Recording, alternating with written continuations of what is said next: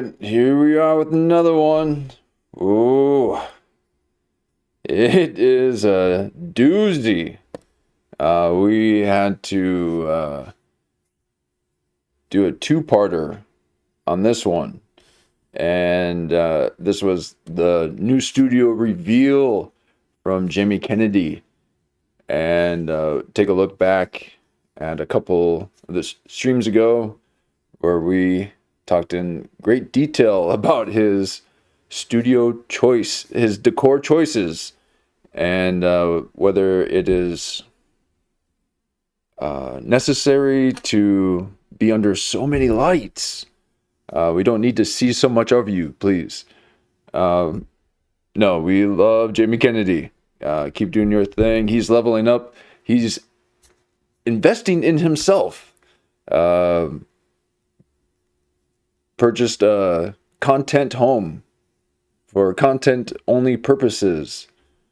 We'll see. We'll see how far he pushes the limits. I mean, he's talking about cameras everywhere and doing a whole fish tank kind of Jamie Kennedy twist. So let's see how the studio is doing. And we'll be jumping in right about halfway, maybe 45 minutes into it. So again, take a look back at our coverage if you like to see the first part. This is part 2. This is a continuation, folks. That's how our streams are. There's no end point. There's no point, folks. It is it's a spiral. So let's jump into it. I'm only doing this for the intro. There we are. Now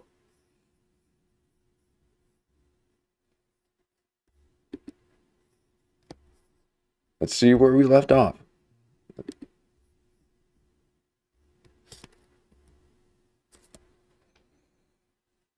And this will be an episode where I'm going to do my best to not have to wear headphones. Actually, I was kind of liking this setup here. Maybe let me try this out for a little bit. I would love to know how to not have to use headphones. So I think I've figured out something that could work. It's going to change the show dynamic a bit. And we're going to get a sense if this could work, because if I could, I wouldn't wear headphones ever, let alone in communique. So I'm still wishing I had my glass, but it's not quite right. Not quite right. Plus, they're very tight. They're very tight. So please take care of your body, okay? But here we are, part 2. Let's see where we left off. And I'm going to... Strategy? This might be too much. I don't think I've got what it takes. Create a strategic location. Here's another thing to think about. If we had a base in Cuba this whole time, well, why couldn't we have always just taken Cuba? And they'll say, oh, well, then it would make Russia mad. Ukraine made Russia mad. Yep, I can't do it. I have to have headphones.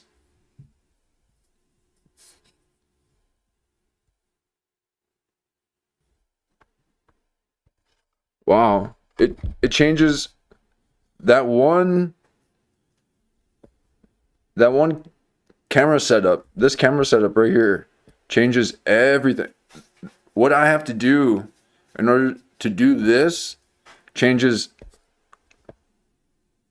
Wow. Not worth it. How, I mean, really, how do you do it without headphones? I'm not wearing headphones. I refuse. Uh,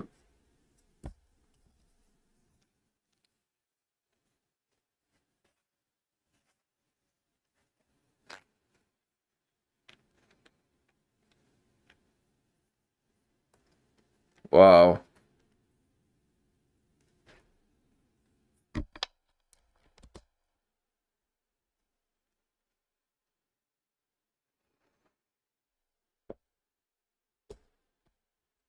Okay.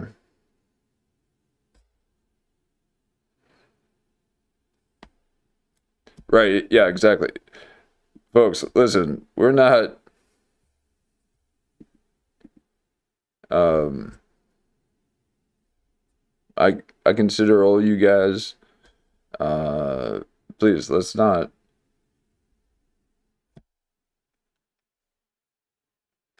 I can't do headphones. Oh man. So here's what's happening. If I don't do headphones and I play the audio, it gets picked up in the microphone. So I have to pause the microphone every time I want to talk. And I'm fine with that, okay? But certain people are not. Certain people want me to be talking the whole time. They want me to be the full screen. Okay, they never heard of people streaming streams or streaming shows. Okay, have you guys seen gamers? They stream themselves playing games. Okay, they didn't make the game. I'm streaming, and I can't stand headphones, folks. I can't stand it. This is a dish sesh. We'll get to the segment when we do. But man, I can't stand the headphones, folks. Uh, it's the only way. No.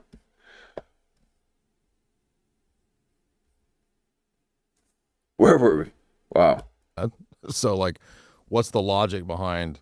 In other words, I'm saying I think that they let these things be there as excuses for a while until they need to have a revolution. Why do we go into Iran?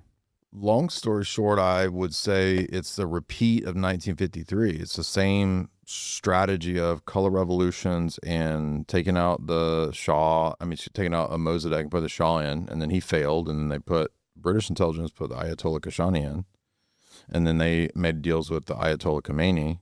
So the Ayatollahs are, in a way, opposed to the West, but they also have backdoor deals with the West. So the present day attempt at revolution has to do with, how can I say it, without a greater Middle Eastern project, if you know what I mean. No. The expanding of certain countries in the Middle East. Yeah. A long-term project. Yeah. Sort of a Netanyahu project. Oh. Okay, so there's been a lot of stuff coming out about this now, where the U.S. and Northern America is going to be expanding a bit. It's already got Venezuela, and they're colonizing. I guess they were right, folks. We are colonizing. We will see you in a few, Canada, and Iceland, Greenland. I don't know. I'm not good with geography, folks. I can barely speak without headphones. Wow. I'll figure out a way. There was already a time when I was locked into OBS. Okay, I had hotkeys and I had all different kinds of camera angles. I didn't realize you could just stay in one position. Um,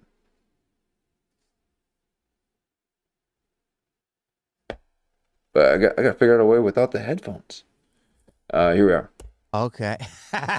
Just fucking brain. The BB project. Oh, so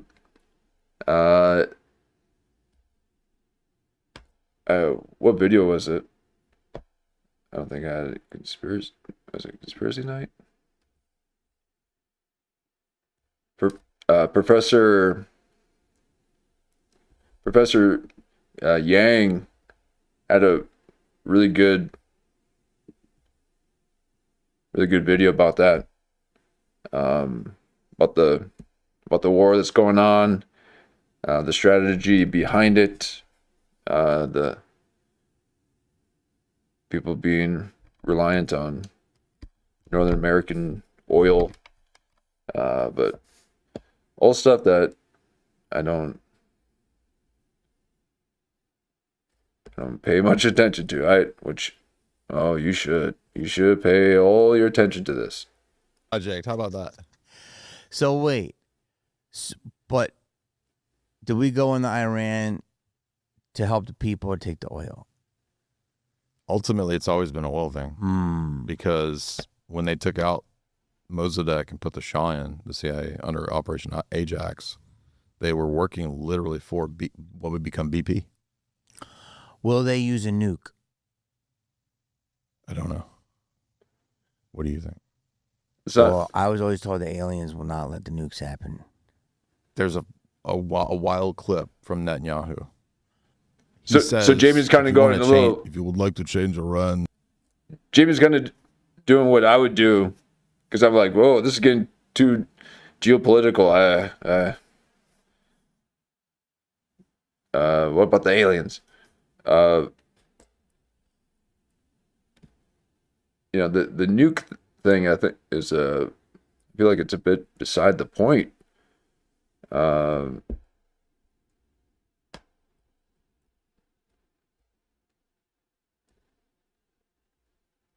I mean, I don't know. There seems to be a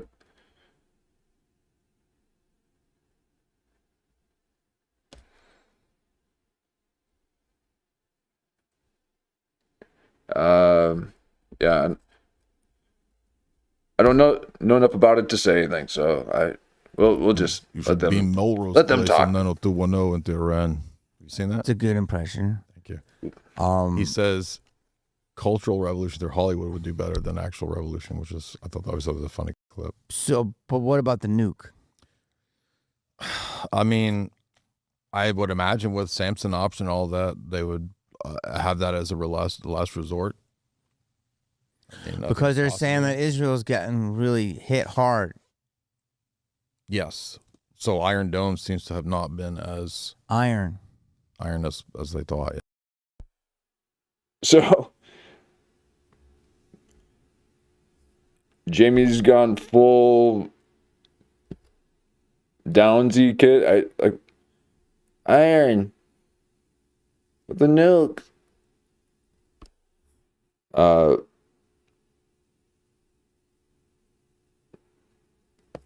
Jamie's just trying to get a feel of the decor, and they're talking about World War.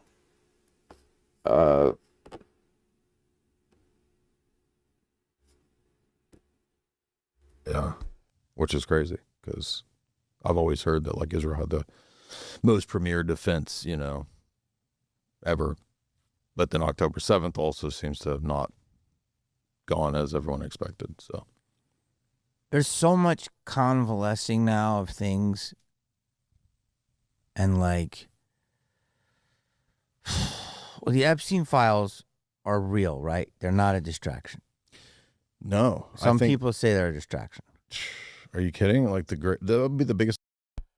No, I think the nuke is the distraction. That's what I was going to say earlier. I think the nuke is just to decoy to not well. It's just to keep us distracted. Get them talking about nukes and aliens and all that, and we'll take over some land while they Um,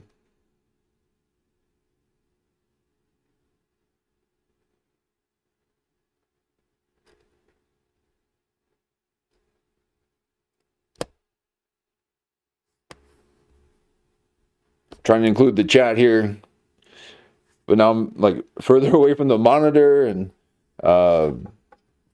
let me see if I can do some quick adjusting so I can back to the way that. All right. Now again, we're trying to find the comedy, the funny, and everything's gotten political and Epsteined. So we'll find it. This news story of our lifetime, next to like JFK assassination or the big Bro, nine, it is the biggest story now, and no one's talking about it. because of How is it not because on of war. So I think that Well, how is it? So is the war a distraction from the Epstein partly, files? even though there's always been wars in the Middle East and opposition between, Do you think this is partially distraction? yes, partially. Okay. So why doesn't CNN and Fox talk about Epstein files every day? Because those entities are run by and funded by the same institutions and corporations that would be implicated in terms of the elites. So here's what's crazy, man. This shit's out there. And it's just like people are still just lapping it up with a spoon. They're just fucking gonna go watch March Madness. It's getting hot, so now he's got to start taking the layers off, because Jim Kennedy had already mentioned that, these lights. Now it might be part of his strategy, because again, he's going to get Nasia, is that her name? She's going to make another appearance, and he's going to have the place all warm, so she just wears that bodysuit that she wore last time. We can't be doing the interviews in the winter. Okay, these are summer shows. But he's got the lights up. They're derobing. Here we go. People don't care. It's almost like It's crazy. some people think that perhaps it was released as a demoralizing effect to tell the population, oh yeah, how about we release it, and then you see that nothing happens, and then that's a big middle finger in your face. Some people argue that that's the case. You think it's a good point. demoralizing? Well, I mean, the one way it could be happening is that people could straight up just stop consuming things. That's the only way it can happen. Stop consuming things. Like march, like millions of people march, not watching CNN or Yeah. like, and it's crazy. Like, Or all the distractions. I know there's just so Sports. many of it. So it's like I don't even know. It's like Satanism has never been more real. Conspiracy theorists have never been more right. The proof of a evil cabal running our world has never been more real. Right. And yet people are just not understanding here. It's like, yeah, but did you see the sports whole game? I feel like we do see everything that's happening, Jimmy. And we're wondering what you're going to do about it. Okay, you promised us a bit more than a studio. I want to see this resurgence of the Hollywood outcast.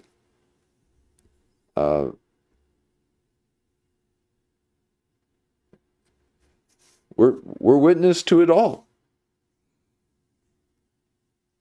We're used to seeing war now. That used to be a thing that people didn't really get to see a whole lot. It was only reported back, wrote about, and so being able to film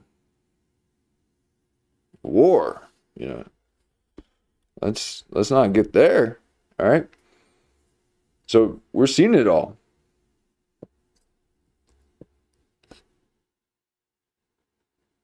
What you gonna do about it, Jamie?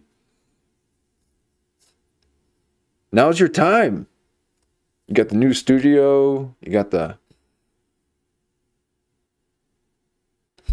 Michael Biehn connection. Let's go. Yeah. So it's like, what is in the environment here? What's gonna happen? Like, is Alex Jones as a real person, correct?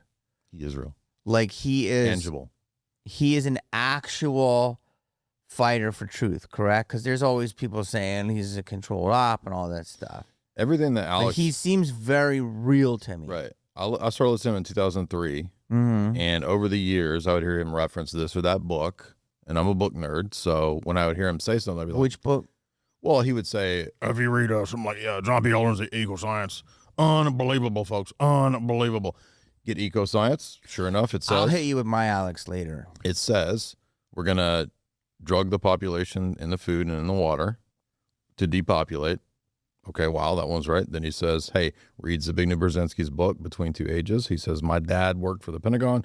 He told me when I was young to read Brzezinski. Technocratic era. Sure enough, it's there. He says, read H.G. Wells. So over 2 decades. He's been right about everything. 2 decades, but I fact-checked him. I snoped him. Mm-hmm. I went and snoped all of Alex Jones's book claims, and sure enough, after 20 years of reading all these books, it's like, damn, he was spot on. So even if he had bad motives, I don't think he does. I think he's been legit and telling the truth, even if he got this or that thing wrong. Like No, Fisk, that's what we need. That's what he needs. Okay, we need to make sure that he knows. Okay, he needs to know. Yeah, and exactly, Fisk. Yeah, that is I mean, I'm not wearing a hat and shine. You know, he's got everything covered.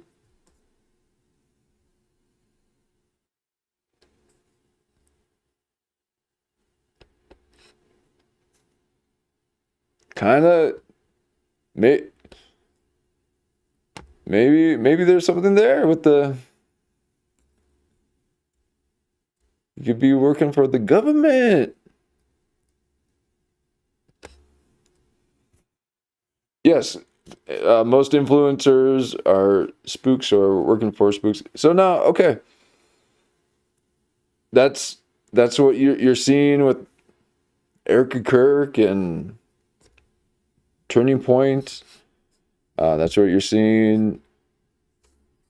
I mean, if it's happening in religious outfits, it's going to be in entertainment, and school, education. I'm sure. I mean, it's got to be the education too. Candace, be more like Carrot. She's Candace, the Carrot controller, just controlling the carrot. Candace, hanging that little carrot over our face. Let's just figure it out, okay?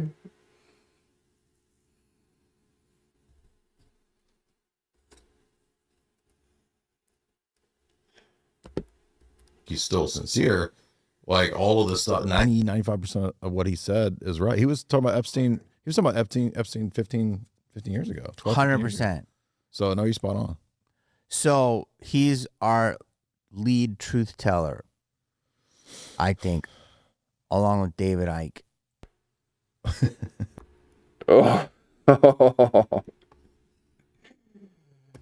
Whoa, Jamie Kennedy is good. Hold on. Hold on. Okay, now if you're looking at this like Jay Dyer is just, you know, a Fed, allegedly. Jamie Kennedy here is actually seeing what something like that would do to a man. You know, if you were to say David Icke in front of me, I'd be like, ah! Okay. I'm like, hey, no. But, you know, you're looking like you don't want to say what you really think about it. And that makes me think that you've got something to say about that. Now, everyone's getting the Joker face. And that's what happens when you're wearing the N95 across the skin. You get the Joker face. You know, I got my scars from. N95. Up to the ears. You know, they used to just cut you in the cheek. Okay, but now they'll get you all the way up to the temple.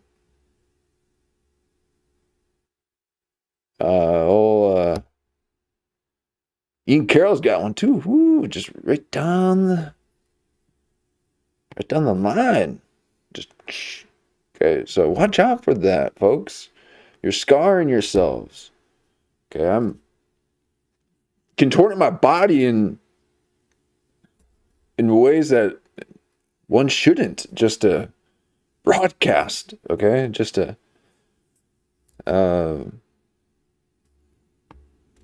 not have to sit. Okay, people are sitting too much. What do you know?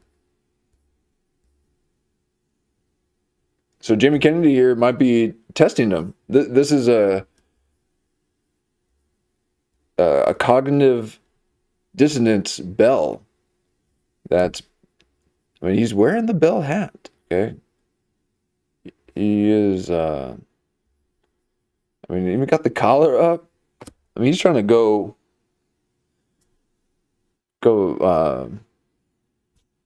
Vader. Okay, he's trying to lock into the whole. I'll just do interviews like that.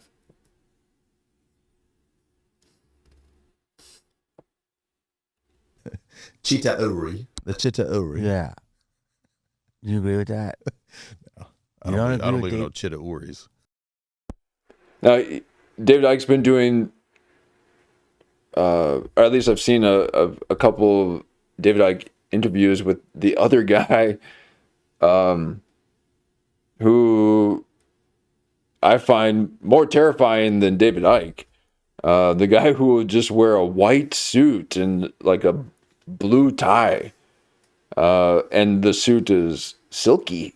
Okay.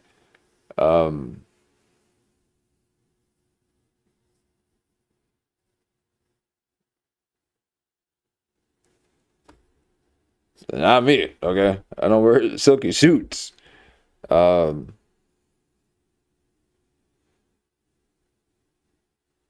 he's been doing a couple of interviews with him, and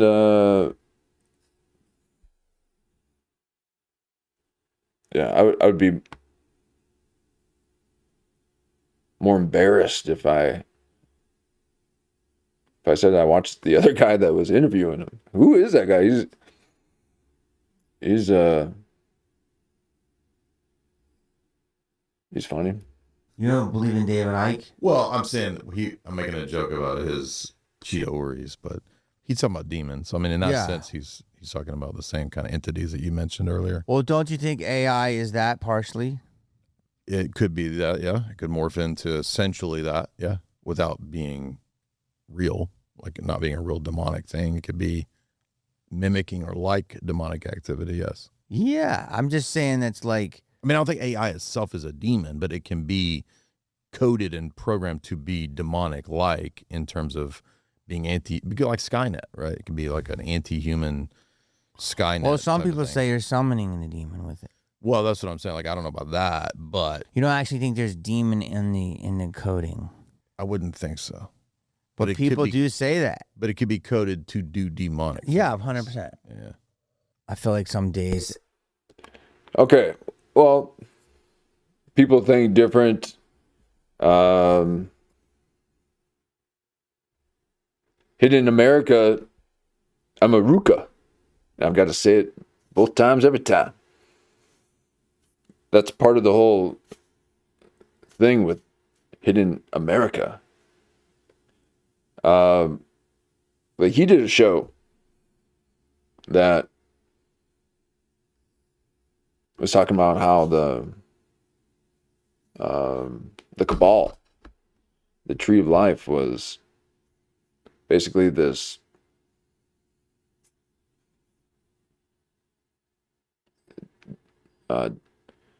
download that someone got, and it could have been basically people or entities trying to communicate with in a way to create a system to eventually communicate with them even better, which could essentially be this AI. But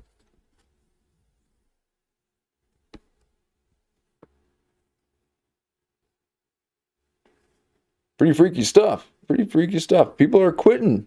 I've mentioned this before. People have been quitting their AI jobs and saying, "Woo, we are, heading into some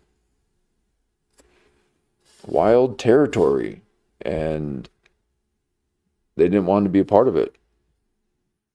So, why? There needs to be a campaign. Why AI? Why AI? Why not? Well, it does help. It can help. But then you always got to make sure it's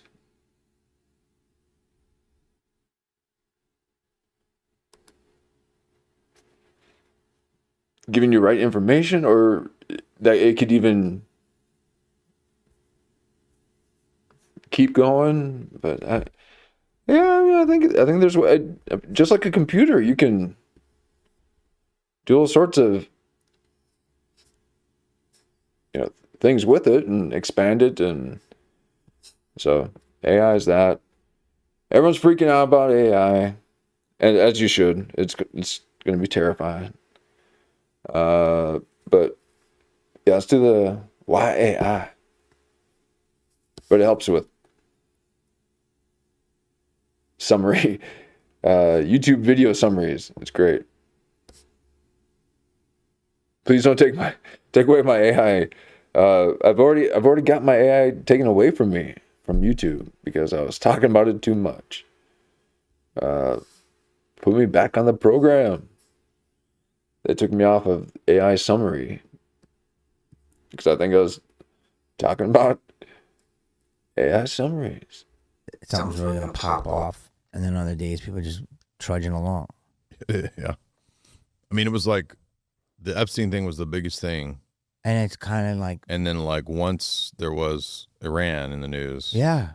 No one remembers. And then Iran was like supposed to be done. And now it's just like, 4 years later, Ukraine's it's 2 still weeks, fighting. Jamie, 2 weeks to flatten the Iran. I know. It's so true, dude. 2 weeks to Everything flatten is the Iran. 2 weeks. You don't like any of my jokes. I'm determined. I'm determined to make Jimmy Kennedy laugh. But you are funny, bro. But like, Yeah. Why? Is that what feds want to do? They're like, if you can make them laugh,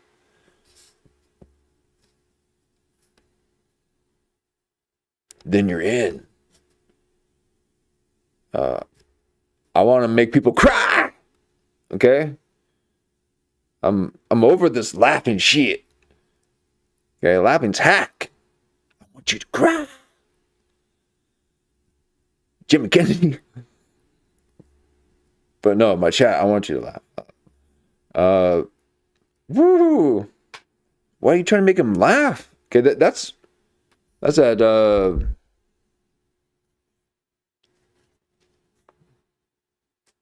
linguistic programming thing. Okay, in order to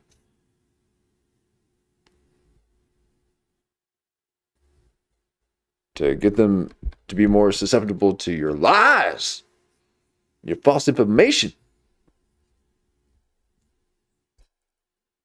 If I want, you know what I mean? Okay, Like, you'll be serious. I'll be no, serious. you don't have to be serious. It's just like there's moments. See, you're an actor, right? I could be. Oh, you could be. Oh, and he was just like, look at that. He's like, oh.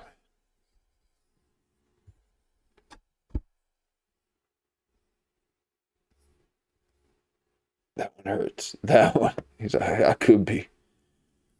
Yeah, because they're looking for people who wear polo shirt collars, unironically, and matching polo. You're a Fed, dude. Oh my God. That is. It's like, this is my golfing look, and this is my, yeah, this rugby and his golfing, and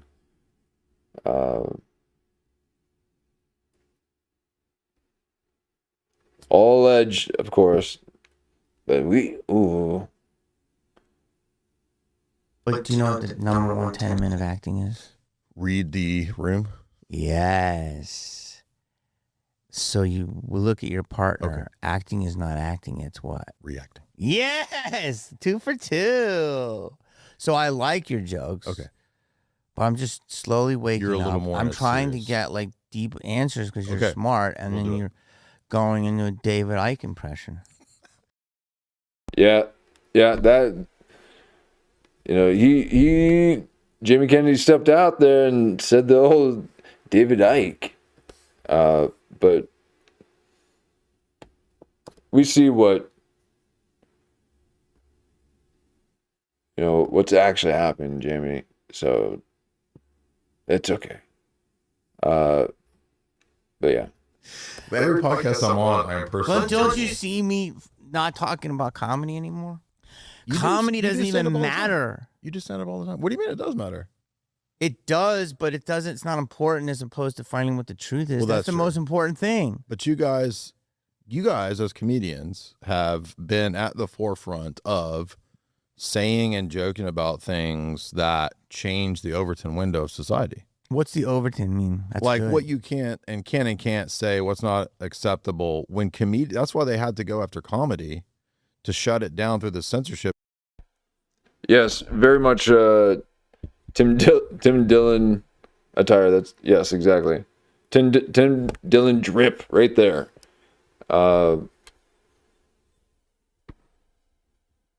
Frillin drip. Yeah, that. And you know why Tim dresses like that? Because he's a Fed. A Fed. No, I will be taking contract offers. So we support our troops. Because the comedians are the front line of challenging sacred cows that you can't question. Yes. Okay. I need my headphones, folks. I got to respond in real time. There's a delay because I got to pause it and everything. What are you talking about? That comedy is what? Oh man, why do they think this?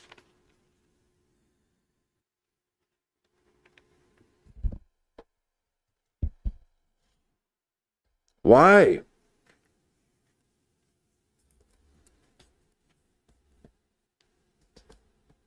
The front line of challenging sacred cows that you can't question. Yes. No. So that's why comedy is crucial, actually, to It's not. controlling free speech in society. Don't you think? No. Yes. Okay. No. What are we talking about? What? Comedians are the people who just dare to have a voice. Please don't have voices, folks, okay? Oh my God. Opt out of everything. I can't believe what people are doing. So somehow being a comedian, being a stand-up, never seen them stand up. That's you've heard it all. You've heard it all. These, they only stand, or they only sit. But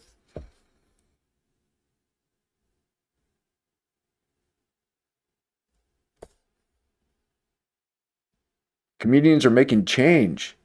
They're changing culture. They're influencers. So perfect opportunity for the Fed to get in and infiltrate. Okay, so that's why you guys matter.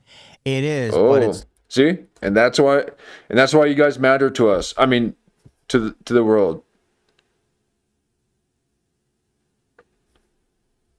Right there.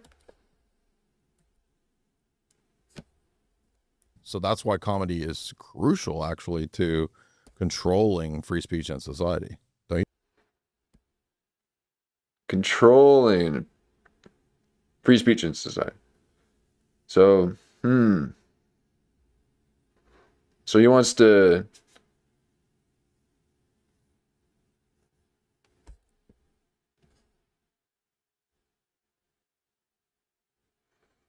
I think he thinks too highly of comedy. Everyone's putting so much attention to Tim Dillon and Theo and Andrew Schultz. It's okay. It's okay. They need people to blame. It's their fault that Trump's in office. The comedians have too much freedom. The biggest freedom is speech, because everything else is gone. What are you talking about? What do you think? yes. Okay, so that's why you guys matter. It is, but it's like what For the escapism comedy is. That's true. Is good, That's true. but when there's so much drama, but it's like It's not the most important thing. you can't just be an escapism. No, that's true. With all the stuff's happening. Absolutely. Like I think the movie They Live Absolutely. is a documentary, That's in my second book. Totally agree. right? Yeah, whole chapter on that. Yeah. And I haven't even seen it yet. Now you're making jokes. And I did a movie. No, and I did a movie with Roddy Piper, God rest his soul. And You I haven't know seen They Live? I've never seen it. I've only seen parts of it. See, And I'm good friends with Keith David. you're in movies. You're not a movie buff. Would you say you're a movie buff? No, Okay. I'm just in them. Okay. I wasn't an acting buff. I wasn't a movie buff. I liked comedy, but I wasn't a comedian buff. Mm-hmm. And I was never like trying to be anything. It was only because I was so people didn't know what to do with me. Either they laughed at me or they thought I was crazy. Mm-hmm. Then I was like, I like Hollywood was kind of like the only thing. Like I know what people say they're misfits, but I actually was. Mhm. Like, let me explain to you. Yeah. When people do comedy, when they first start, they invite all their friends and their family. Wait a second. You guys were saying that don't give me a big head. I didn't see that. I thought you were talking about Jamie Kennedy giving a big head from saying to encourage him to clean up Hollywood. Oh my God.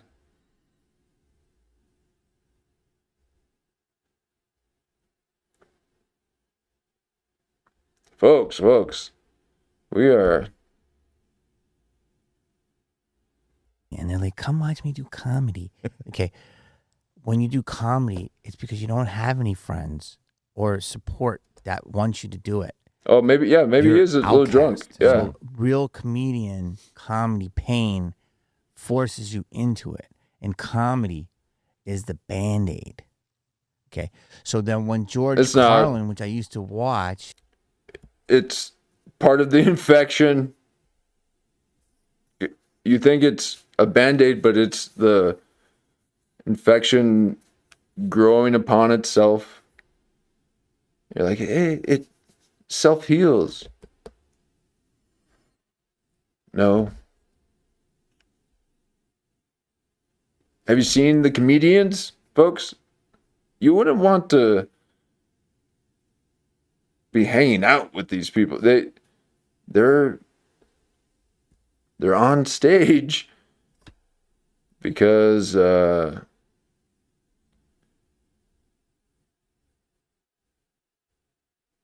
for many reasons, folks, many reasons.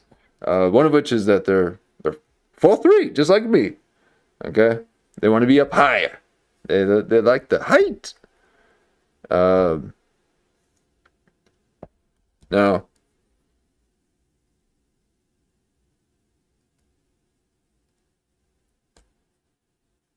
I don't know what people are doing. Thinking that a conversation is worth going to a theater for. That's all they're doing. They have a couple liners here and there. And I'm hating. That's right, folks. I'm hating on stand-up comedy. I'm out on a real thin limb here, hating on stand-up. But I'm really concerned. I'm really concerned about the bubble. And I believe that the shift has already happened. Okay, now there's going to be this whole other kind of thing that's going to evolve out of communication and entertainment, and that would be similar to the evolution of what theater was to or what film was to theater, and so forth. But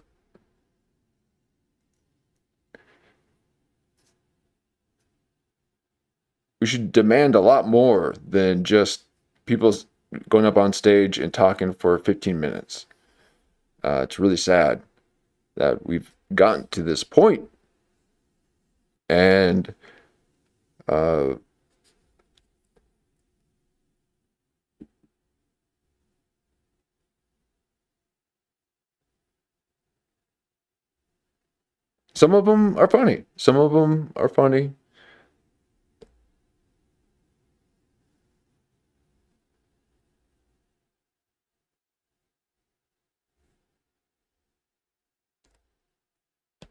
I'm blanking on his name right now. The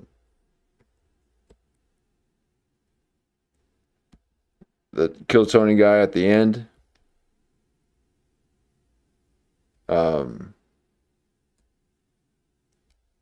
The regular who's always at the end. He's funny. He's funny. He's crazy, but he's funny. when he would go, and he had the whole bit about stuff and rat shit, bat shit, dirty old twat, 69 assholes tied in a knot, hooray, lizard shit, fuck. You remember that bit? Do you? I've heard him. My grandmother's a big fan of him. Okay. That was still his, I don't know if I'm allowed to tell Do you? Are you That's what lying to he me? said. Now, see, I didn't even know how much I love Carlin that I It's like remember Kurt that Metzger. bit. You come on HBO in the summer and you watch it. So I must be some kind of a comedy nerd because I enjoyed that bit. You know that, yeah. But he would do that and I would laugh. And then when I started getting successful in comedy, my agent, I just went for Just for Laughs, and this was like 97. Mm-hmm. And he said, And I just saw that the edgiest, most greatest comedian working right now is 72 years old. Or 71. It was George Carlin. So whenever that special came out in 97 or whenever the one was, it's a big club and we ain't in it, I think he saw the run of that before it was taped. And he's like, the edgiest, greatest comedian is like either 68 or 70 something, whatever. I don't know when George died, how old he was. So I'll never forget that. But wasn't he just repeating the stuff that he did when he was in his 40s and 50s? George was naturally funny. Then he was against the system, and then he became like mind-blowing. So that's why he is the number one comedian of all time in terms of like piercing the veil. There's no one that can touch him. Shut up. No way. I will argue with anyone. But Eddie Murphy might be the funniest. I think he's actually the fun. Like, you'll never laugh harder. Folks, sorry, I've seen so much commentary in my time. Oh, and he is just, he's kind of trying to get a sense of Jay Dyer here, okay? So he's just gonna give him his top 3, and it's like he wants to look like an expert at something because Jay Dyer was going political. He's like, well, let me tell you about comedy. And Jay Dyer, like a great contract agent, knows that, you got to always defer it back to them. Okay, don't.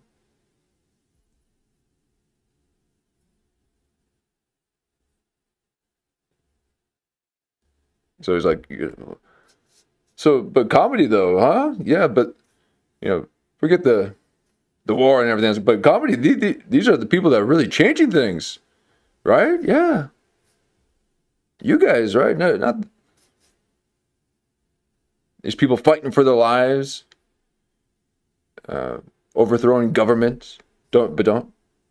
I'm saying that these people are. I'm not saying, not promoting anything, folks. I'm just commentating.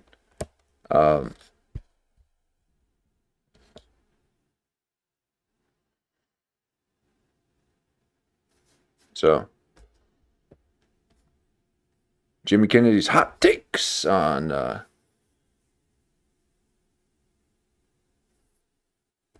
comedy. So you've heard it once, you've heard it. Yeah. Then Eddie Murphy. That's for me. And I think and everyone else that agree with that. Like, literally, yes, exactly. His job as a comedian he is literally the funniest person. Like, and so charming, good looking, can do any character and impression. Done. And then we almost got it. We almost got a good one. Any character and impression. Done. And then almost got it. We're all babies of that. Richard is amazing, mix of both. People forget. People sleep on someone who is a. We don't. We just don't talk about it all the time. Carlin, which is Dick Gregory. Dick Gregory. Stop yelling. Give him his flowers. You know about Dick Gregory? And you see all the. No, you don't. He's like, do you know? Because, okay, I see what's happening. Jamie Kennedy is now taking in people. His Jamie Kennedy's Angels. Okay.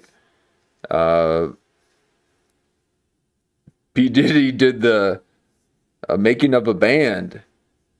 So Jamie Kennedy's going to be doing the making of the comedian. And he's got Nashia or Nasia in the wing. Okay, it's a 3-bedroom, folks. So Nasia will get a room. Jay and Jamie will share another room. They're entrepreneurial young married couple that used to living in small spaces because they're all about their hobbies. And Jamie's like, okay, well, you all live here. And you got Andy Dick, okay? And Pauly Shore will pop in occasionally. And he's got cameras set up everywhere. And so he is now being, the teacher. Okay, he's like, are you sure you got to know these people, Jay Dyer, because Jay Dyer's trying to get his foot into stand-up comedy. He wants to be funny.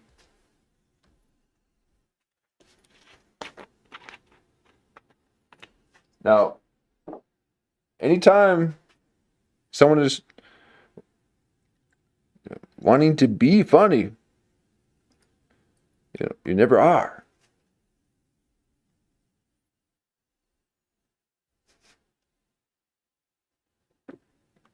And it's because you're trying too hard. But then they say,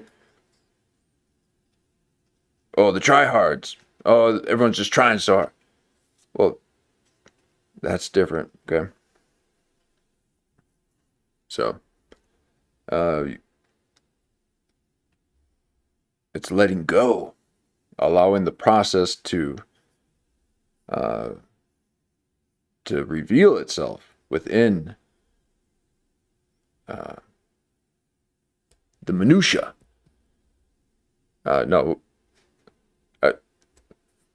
It's molasses. It's going to be a slow stream, folks. No, we'll pick it up here. But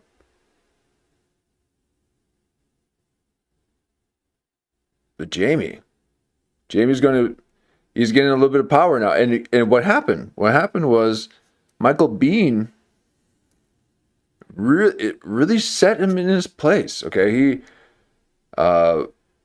ripped him up and down. Was attacking his character, was attacking his looks. Michael Biehn was saying that he needed to change everything up, and next time I see you, you best be all clean shaven. Michael Biehn, look at me, I'm all clean shaven. Can I please get your little hand-me-down interviews? So Michael Biehn has got a connection with Netflix executive that could possibly get him some interviews for upcoming shows. The actors will come on to Michael Biehn's network. No one's heard of you, Michael Biehn. Okay, quit using your silly slogan that you said for a split second on a movie as the title of your podcast that no one's going to remember. Okay, no one knows how to spell your name. I thought it was Biehn. It would have been so much better if it was Biehn. Michael Biehn.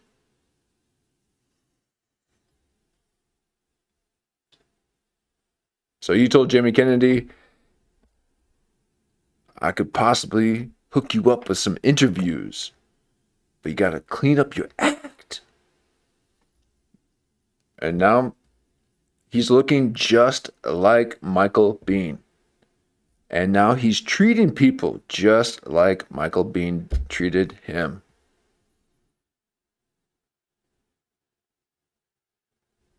He's a bit more pushy. All the other interviews before, Michael Biehn, he was very open, very friendly. Didn't have this grand master plan. He was just enjoying the process. And now he needs to see a return on his investment. And so he's like, okay, well, here's what we got to do. We got to...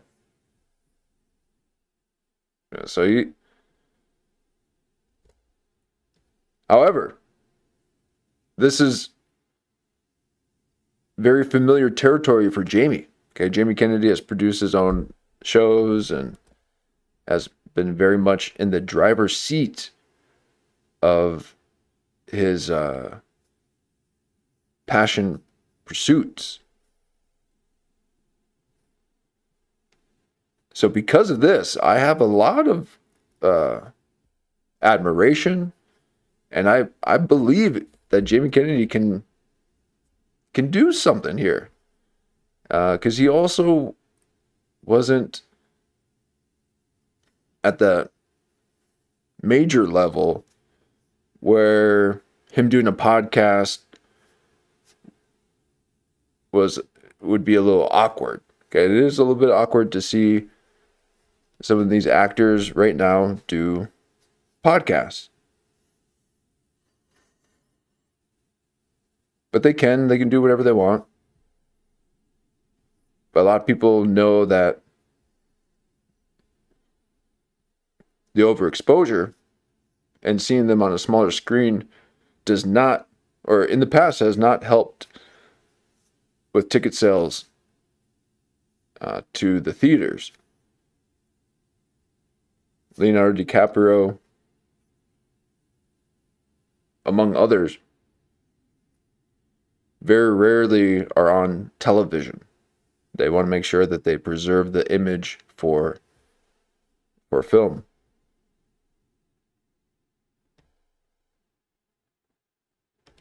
So Jamie Kennedy didn't need to worry about that, is what I'm saying.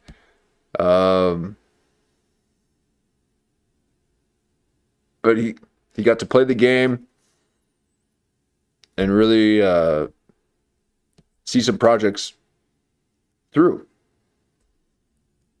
So he's probably a way better producer than an actor, I would say. Wouldn't you say? I mean, I like what he does with the podcast over Bert Kreischer. There's a lot more here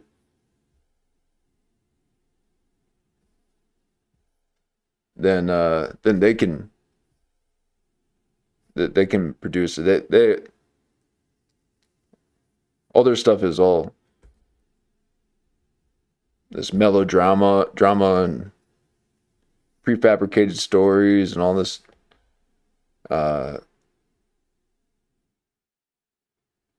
So here we are, Jamie Kennedy getting back into the producer driver's seat of what could be maybe this new ever-evolving medium. This might be the thing that merges podcast and reality TV into one hybrid little demon on his left-hand path on his shoulder. Clips of him when he's older, right? Mm-hmm. So he's the dude. And then there's Joan Rivers, who is an animal. I love Joan. So that's whatever made me up. I never wanted to be anything other than just like Heard. I only started. Oh my God. Oh my God.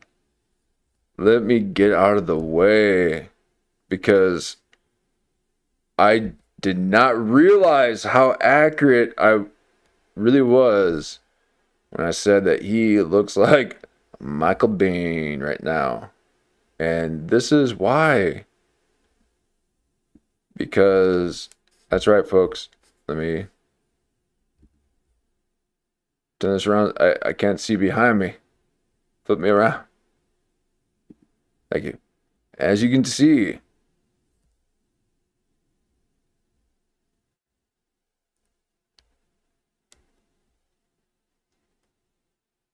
that is his belly. And right there, that's his belly, and that's his belly. Right there. And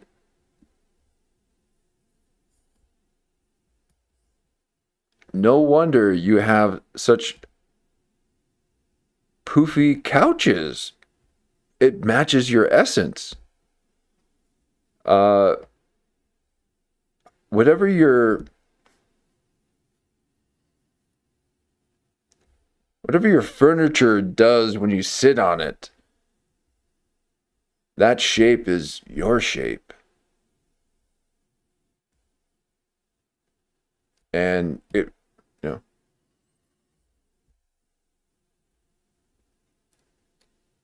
he's like he's blending into the scene like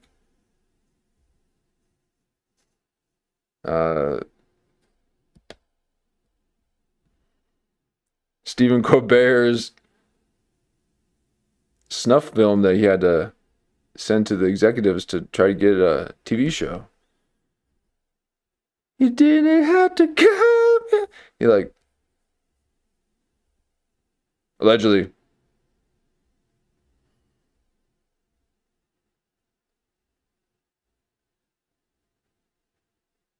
But that's a battle of the bulge.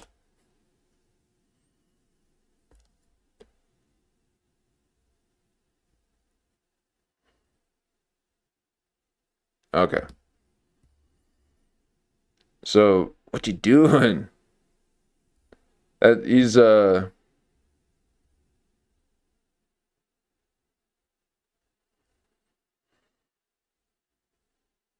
producer mode.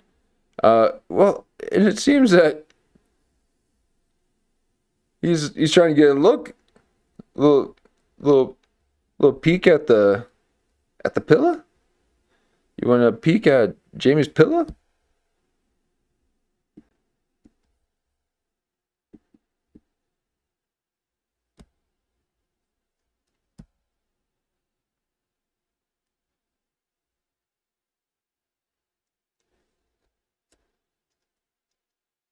Jamie. Jamie, I'm finally on your show. Thank you for inviting me. Thank you for answering my phone call. I didn't think you would actually answer, seeing that I've been calling you for 2 weeks. So thank you for allowing me to enjoy the new decor. Wow, it's hot in here. But hey, Jamie, your belly is sticking out, brother. Your belly is sticking out. I could see your bulge. Now, that is what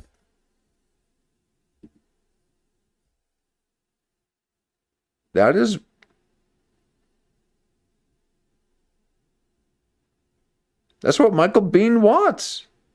You're giving Michael Biehn. That's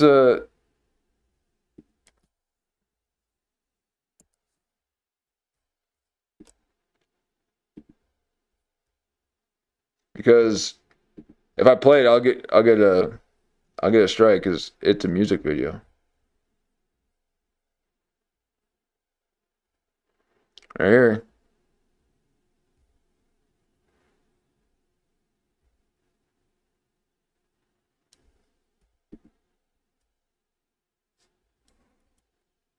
Oh, and there it is. Oh my God. Don't look at the bearded man. All right, now here I am in the way again.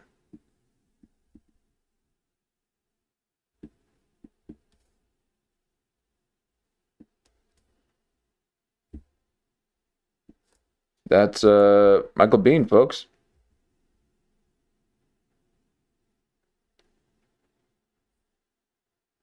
So Michael Biehn wanted Jamie Kennedy freshly groomed.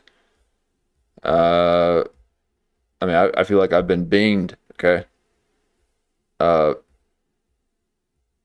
He wanted him to shave, cut his hair, cut his Buseys off, okay? Those were his Gary Buseys. They're all over the place, just like sticking out on the side. But he would do that, to cover his ears.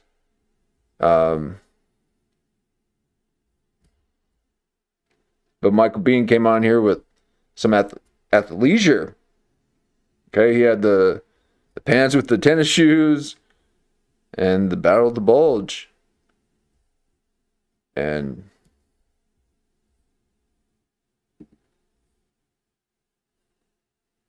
here you are. You got the tennis shoes now. These are the running ones with the tip. He's a track and field star now.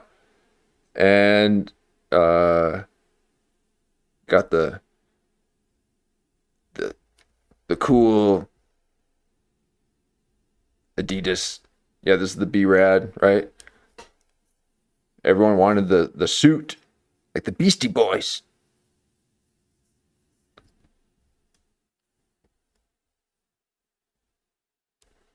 Well, you for sure a beastie. Bestiality. All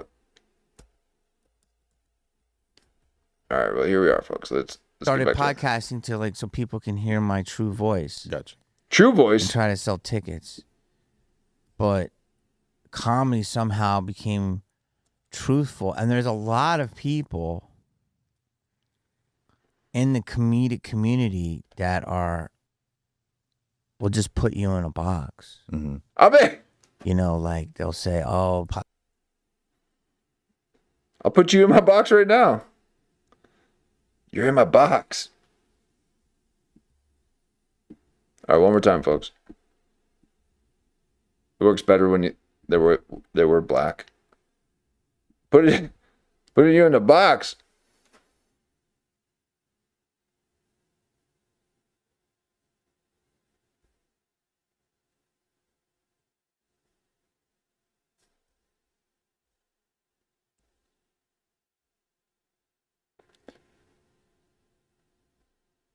Appreciate it, folks. Thank you. You know,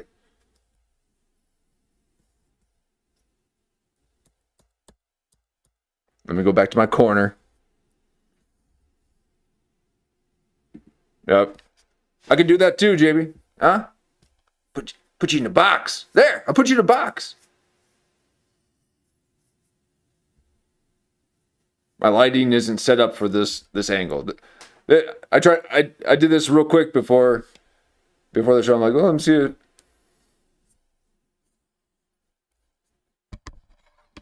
Yeah, let me try it out.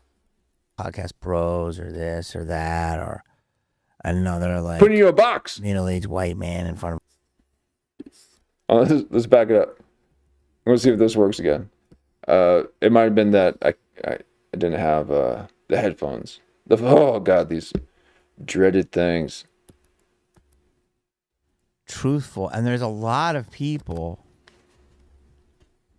in the comedic community that will just put you in a box. Mm-hmm. You know, like they'll say, oh, podcast bros or this or that or another like middle-aged white man in front of a microphone. And it's like, that's not, why can't I have my opinion? Mm-hmm. People, but like everyone's uninformed, but it's like not, you know, like I'm not just a talker of stuff. Informed. I'm like, I'm in it. I try to be entertaining, but I don't try to be if it happens naturally, but I just like to talk to people I like and find out things. What are you trying to find out? You fed? Hey, this is him talking about the process. Okay, oh my god, I lose my audience when I spend 5 minutes. Oh yeah, well this is why I lose my audience, because it ends up being 5 minutes. But when I think I'm only going to spend 5 seconds talking about tech, okay, and then it goes 5 minutes, they don't want to hear it. Okay, they want to get to the show, the meat. Okay, not this the behind the scenes. Okay, so tech talk, people check out, and we check out when you start talking about comedy. Okay, like just do it. Okay, just do it. Oh my god, I'm literally Shia LaBeouf here. Do it. Okay, got the braid and everything. This is where I'm right mentally aligned with Shia LaBeouf 5 years ago. Now he's just playing cover and creating chaos to fill the headlines with other things than his hometown, the island. Was he from there? He was from the islands. He's an island boy, allegedly. I've been hearing that he's got a twin and they're related to Epstein. Shia LaBeouf. Check it out. But that's too edgy for Jamie Kennedy to be talking about. He wants to just talk about comedy. And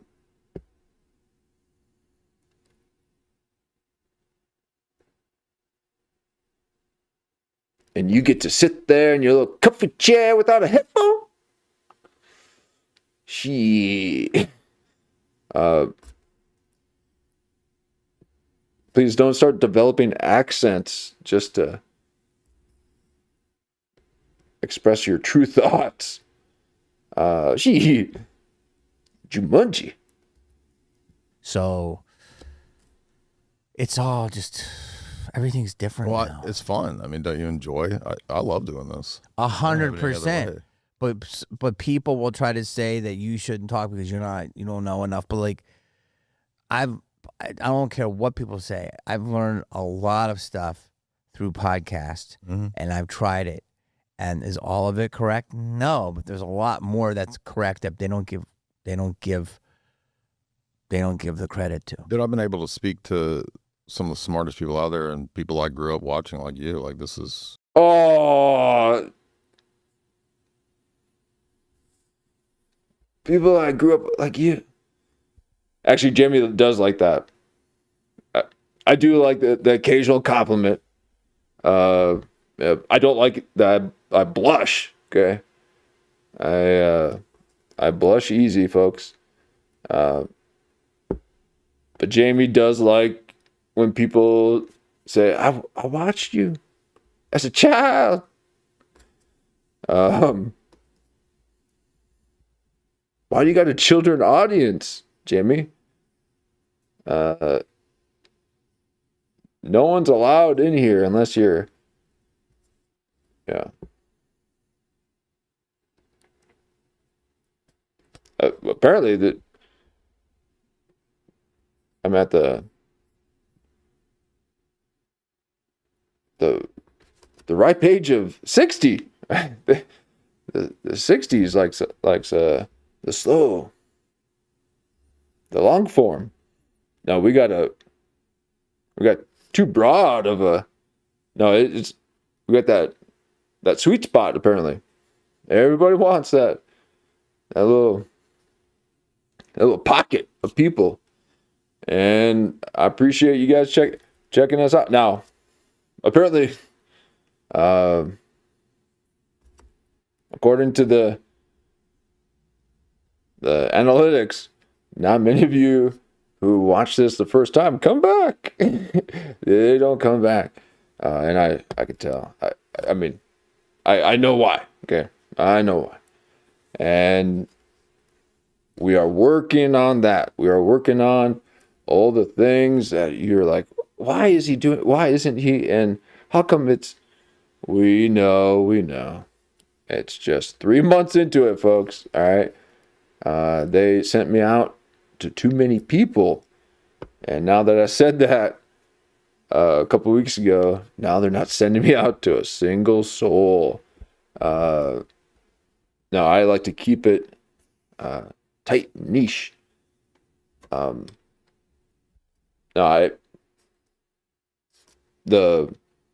community and the repeat is amazing.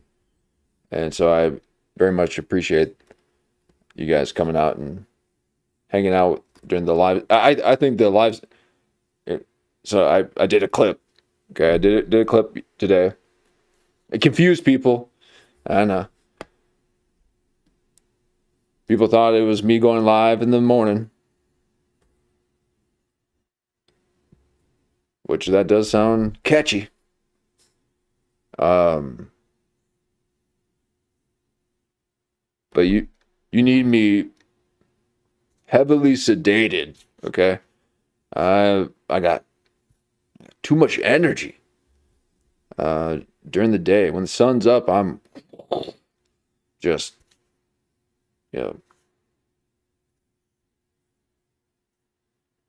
doing too much stuff. So I have to spend time to quiet everything down so I can be still.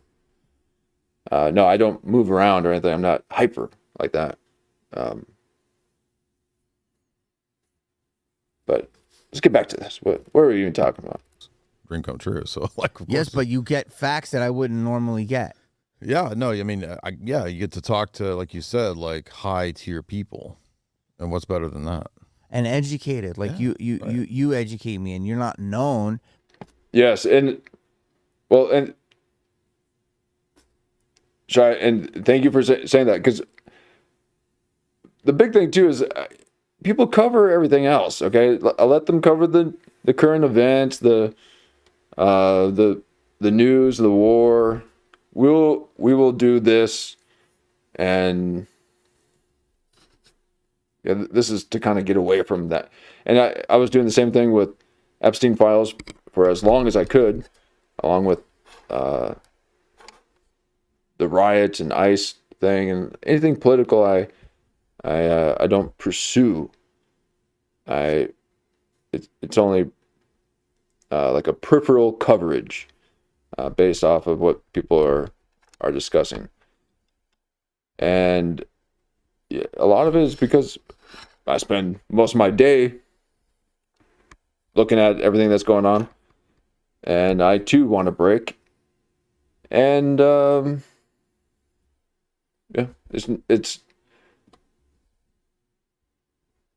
I find laughing a lot more enjoyable than getting irate all the time. So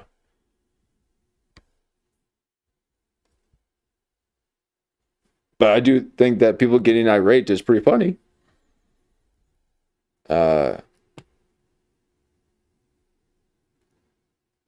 But yeah, we need levity. We need the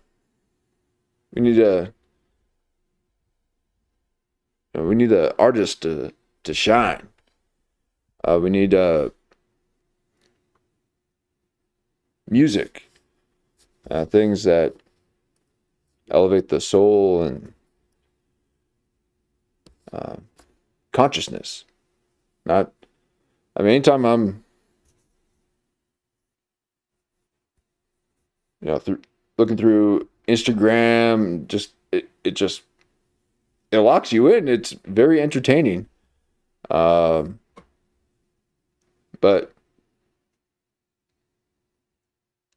all my energy's gone.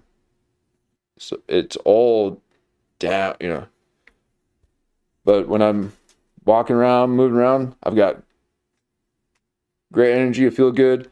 But if I'm just standing there and just looking at your phone, your head down,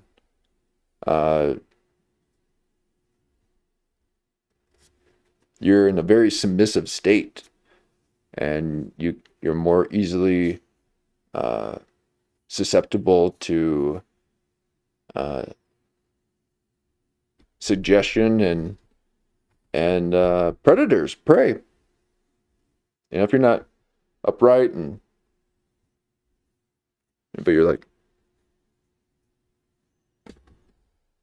so maybe that's how they want you to not be looking around, not that you need to be looking around all the time, but don't be walking around with these things outside. Okay, don't have headphones on outside.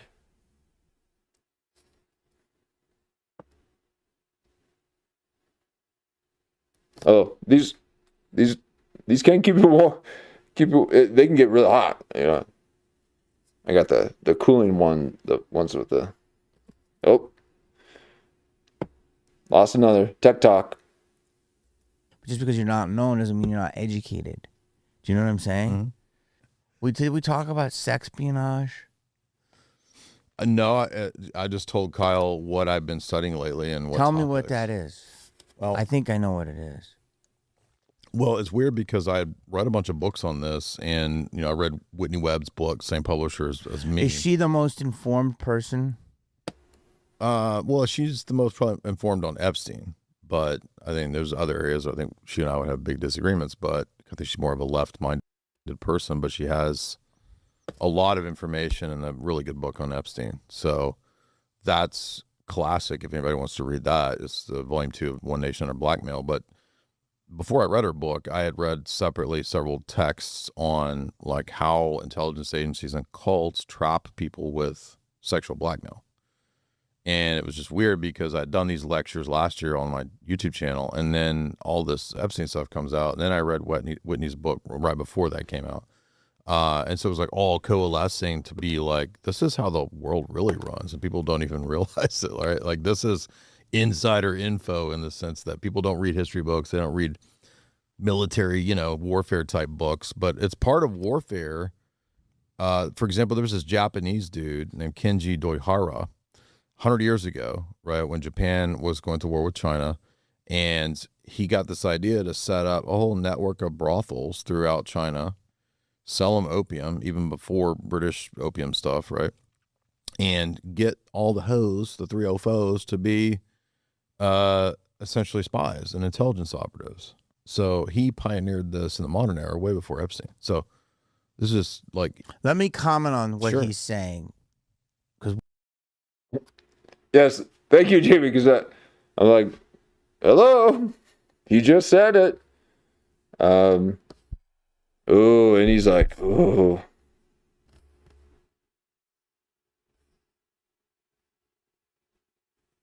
Ooh. Yeah, there you go. Look at that.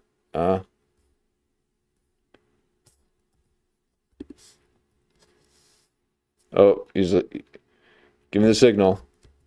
And get all the hoes, the 3 foes, to be essentially spies and intelligence Ooh, right when you said spies. operatives. So he... Wow, he's not letting go of it either. pioneered this in the modern era way before Epstein. So that was a Kash Patel move right there. Kash Patel looking through the Epstein files like,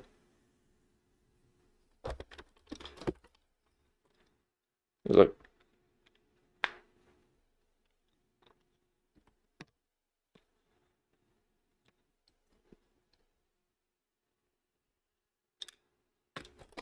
so he's signaling. Oh. You guys ever had Hit the wrong button. Please don't ever watch. Oh my God. I'm all over the place now. You guys ever had By the way, hang on real quick. My favorite joke in your special. Breaking news, our merch Oh my God.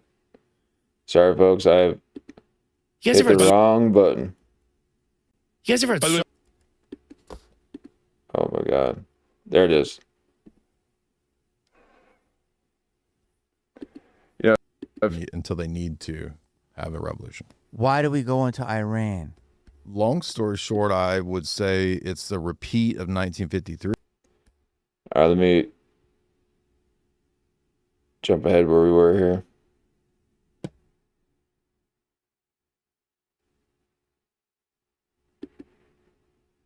Real comedy pain forces you into it. And comedy. Or China. And he got this idea to set up a whole network of brothels throughout China, sell them opium, even before British opium stuff, right? And Right? yeah, whole chapter on that. Yeah. And I haven't even seen it yet. Now you're making a joke. Saw. Sorry, folks. the run of that before it was taped. And he's like, the edgiest, greatest comedian is like either 68 or 70 something, whatever. Oh boy. Because he's a nerd. Nerd has no social skills. Hollywood has cool. All this Epstein stuff comes out, and then I read Whitney's book right There we before go. that came out. And so it was like all coalescing to be like, this is how the world really runs, and people don't even realize it, right? Like, this is insider info in the sense that people don't read history books, they don't read military, warfare type books, but it's part of warfare. For example, there was this Japanese dude named Kenji Doihara 100 years ago, right, when Japan was going to war with China, and he got this idea to set up a whole network of brothels throughout China, sell them opium, even before British opium stuff, right? And get all the hoes, the 3 foes, to be essentially spies and intelligence operatives. So he pioneered this in the modern era way before Epstein. So this is like... Let me comment on what Sure. he's saying, because what you're saying is so true, and I'm going to give you an example of this. The Cannes Film Festival. It's this basic thing. Here's what this whole thing is. Nerd has money. Nerd spent his whole life getting money and being good at something because he's a nerd. Nerd has no social skills. Hollywood has cool, but no money. Cool attracts the women. It's the guy who's the club promoter. No money got the chicks. Chicks run the world. Punani runs the world. Everyone wants to be inside Punani. Do we agree on this? That is a huge motivator in the world, yeah. So the guy Wow. that has the red Big motivator. carpet, velvet rope access in the club is more powerful than nerd with money. She's going to have sex with this guy, and then he gets her into a world where she can meet other people. Now, she's not going to have sex with him for any other reason because she just thinks he's a sexy guy, but he has no money. His clout is that velvet rope. So that principle, if you can think of this, goes out through our whole world. You tell me when I'm wrong. You were wrong a long time ago. It's just like, what?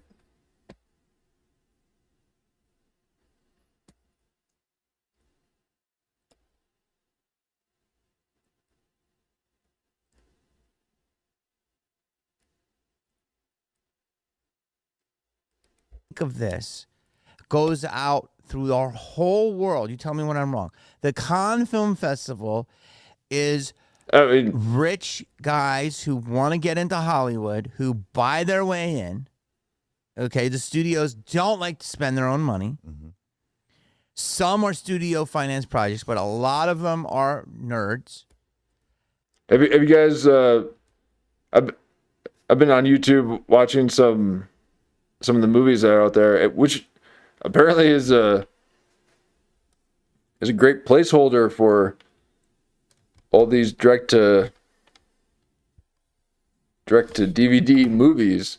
So you see these B movies that you otherwise wouldn't have seen in the theater, and you see people's attempts at it.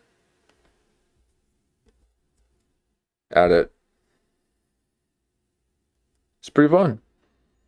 Pretty fun to watch these B movies. Forgot the names of them, but dealing with time dilation and there's one about them getting trapped in a cave and time was speeding ahead. Pretty good.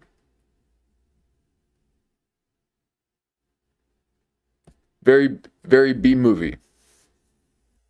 And that's a compliment. And they have yachts. And then they have the stars here in the projects. They put up the money there. And the people put it together, the studios and stuff. But there's one thing that people are forgetting. Unknown girls, beautiful. Watch Come See, is that the name of a yeah, it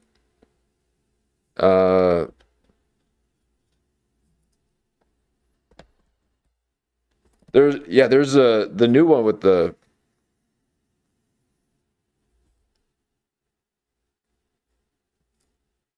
man. I mean, can't remember his name. The Rockwell guy, and he's living in kind of like a Groundhog Day, and he's in a diner, and he's dressed up in all this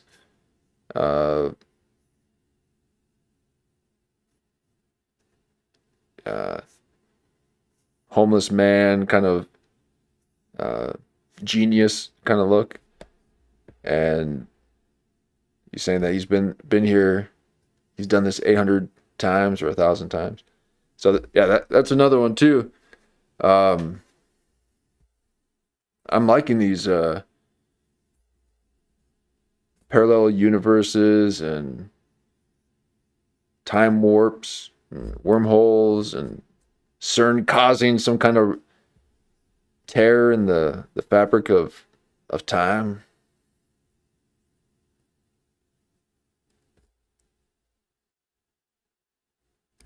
Throw some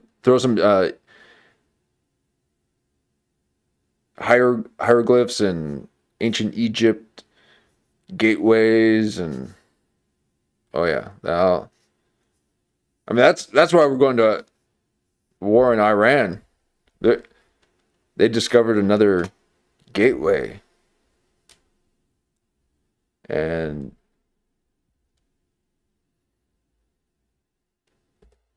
they're gonna open up a portal. Yeah, Stargate. Yep. It's free on YouTube. Okay. Yeah, I'll check it out. Greatest war movie ever. Okay. Nice. Yeah. I've been loving the YouTube movies that. I mean, they could up it a little bit, but they're starting to get some decent films in there. Beautiful unknown women. Let's not say girls because you guys are weird about it. You know, 21 and above. He is the biggest simp, and we've already determined this too. In our coverage with him in Nausea, this other stand-up comedian. I think she's trying to get into this house, trying to live there. I think she's been living with Jamie Kennedy. She has a dog that he finds really annoying, and Jay Dyer could possibly want to live in this home too. Are always there, and they have, you're like, who the fuck?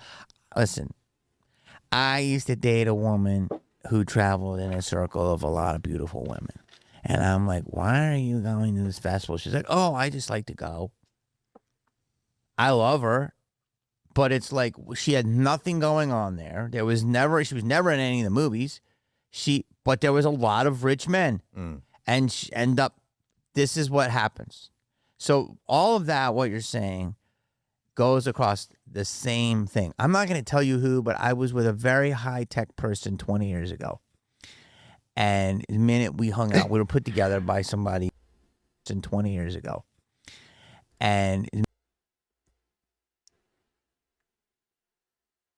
so was it more like 30 years ago? 15 years ago? who, but I was with a very high-tech person 20 years ago. And the minute we hung out, we were put together by somebody that I was like, I wanted to get involved with this technology. he wanted to get involved with Hollywood, and he's like, "Yo, where are the girls? Like, where's the party?" So I know this whole thing. Fame is Oh concierge God. for your dick. Okay? That's just the truth. Now, you had asked if he was drunk, and yeah, he's kind of talking like this, and but he said that Jamie's said that he's been sober for 20 years. Maybe 15. No, maybe more, maybe 30. So he's not drunk, but he is talking a little bit different here. And so fame is concierge for your dick. Okay? That's just the truth. And so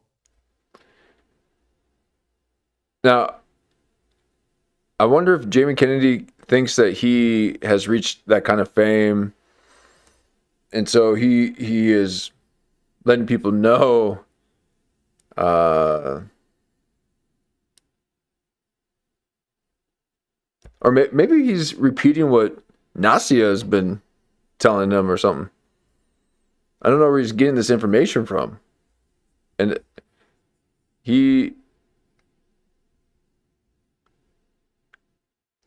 is looking back on a past memory right there, though. So he is pulling from experience here. Let's see what he's saying. Oh.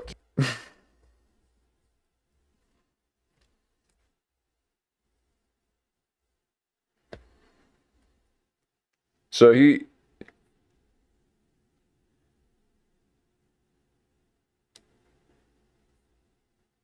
knows what what LA is about.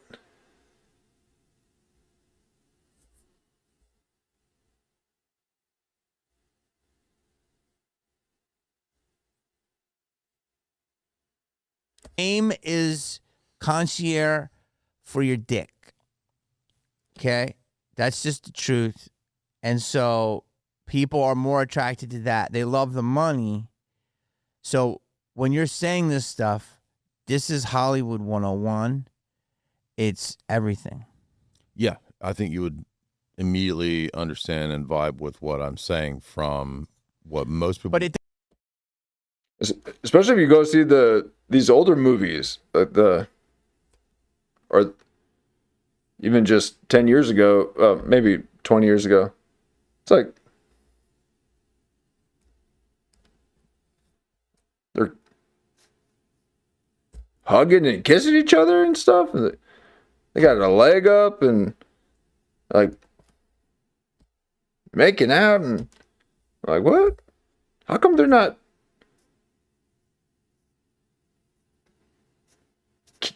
killing people? How come they're not starting a revolution? And all the movies that have been out, it's all, they're fighting a war, or there's robots or aliens chasing them, or they're assassins and they get a text message and they gotta go and get the bounty. But 20 years ago, it was all like men and women, and they're all hugging and kissing. It's like,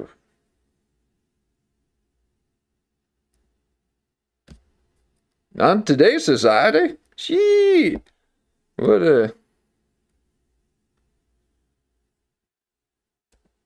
Woo. I mean, maybe I don't watch the current films, I guess, which I don't. I mean, I basically think that Instagram is the movie theater. I don't.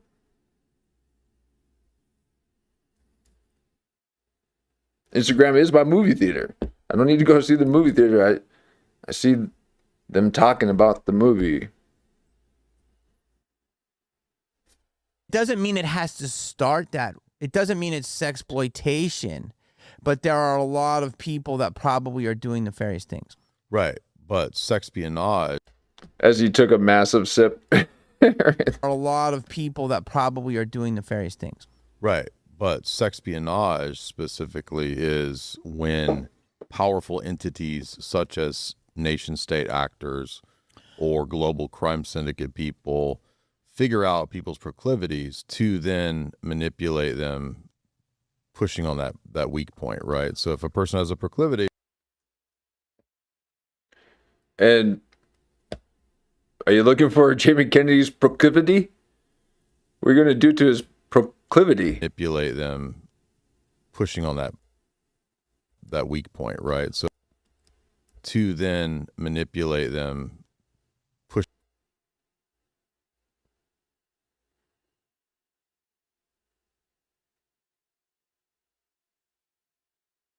on that weak point, right? So if a person has a proclivity, you provide that, and then Right.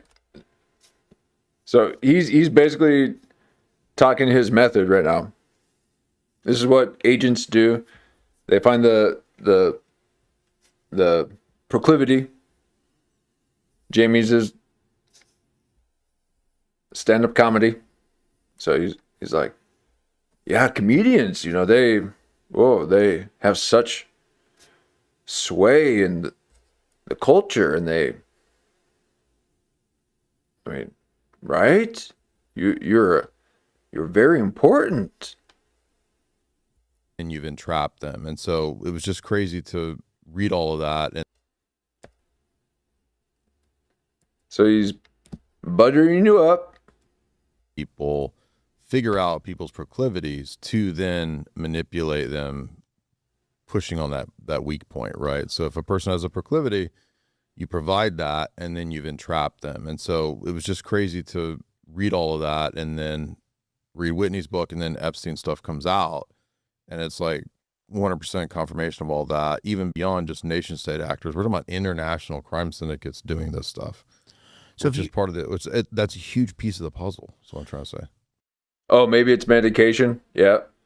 Well, what do you think about you bring about?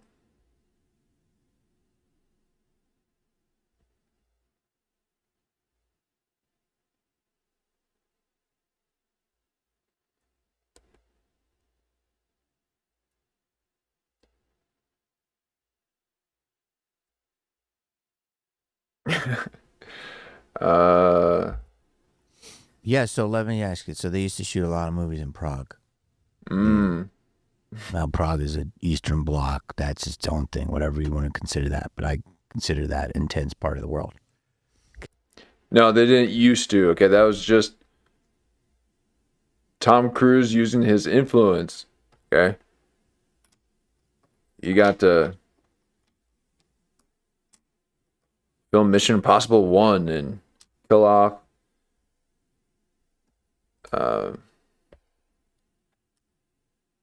Emilio Estevez, and no one was expecting it. So because of that shock, they too wanted to film in Prague. No one's filming in Prague. Atlanta? No, that's done and over with too. No, I don't know. I don't know anything about it.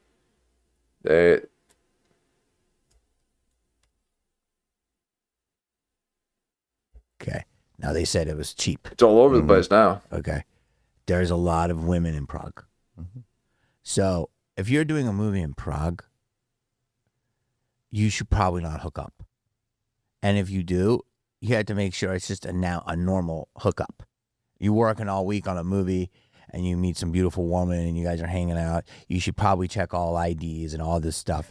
Yeah, right. Because is that an example of what you're saying? Absolutely, yeah. Like, I mean, people. No offense, Prague. People in Of what? high tier positions That there are honey traps? even at times consulted by the government or by the FBI hey, you might be entrapped if you go to this, so be careful. So this is a very normal thing for that level of stuff. But the only reason I'm saying that is that like the average dudes and chicks out there, they don't know that the world works this way, that that's how the world's really run. And the Epstein stuff showed that it's not just for actors and stuff like that. This is like the top of the world elite run the world this way. So why? Yeah, but that was just part of it, though. Just part of it. A major part. And still insane to consider everything that they did. You know? But there's this whole, genetic thing that they're doing. They're creating designer babies. Okay, they're cloning Tyrone, folks. They're doing experiments, and they got maritime laws, so they don't have to abide by the law of America. They're an island. All the crazy stuff happens on islands. Why does Les Wexner give Jeffrey Epstein his whole life? Again, it seems like Epstein had a skill set which was very unique to him, which is why he got recruited by David Rockefeller into the Trilateral Commission to money manage, which appears to be Use both your hands. all kinds of things. Zorro Ranch experimentations in transhumanism, advanced intelligence, which There, you saw allows me to, angry. game the stock market, buy up things ahead of time. That's what he says to Ariana de Rothschild in that email. It's black market stuff that you can't talk about, probably. It's all of those things. And probably because black market stuff is quicker, easier, and more profitable than on the up and up, would be my guess as to why. So you're telling me a guy who's a multi-billionaire with it seems like an above-board brand, but this is a question, is that whole thing with the Victoria's Secret model and all that stuff, is that just one big trafficking organization? Could be. And this is a question. Are we allowed to ask that question? And it feels like it's dirty. Definitely Brunel. What? Dirty? What? You've been talking nothing but dirty for the past 10 minutes. It feels like it's dirty. Definitely Brunel was using this association with the company and the brand for recruiting. So, yes. There's a whole chapter in Whitney's book on that, by the way. And all the women are models, which they are. They're modeling, but really what the whole brand exists for is to entrap powerful people. It seems to be multifaceted because these things can be multi-purpose. Mm-hmm. So, absolutely. And that's not unique to that. There's other instances where we've seen similar types of things where things are cutouts. You mentioned, for example, something's filming in Prague, et cetera. Well, there have actually been entire movies and production companies and operations set up as intelligence fronts. You've seen Argo, surely. Ben Affleck's Argo? Yes. Well, dude, I got a question about that. Go ahead. The movie is about the CIA using a fake movie being made in Iran as an intelligence cover. So, I mean, there's all types of layers to this. Remember that? What is he doing?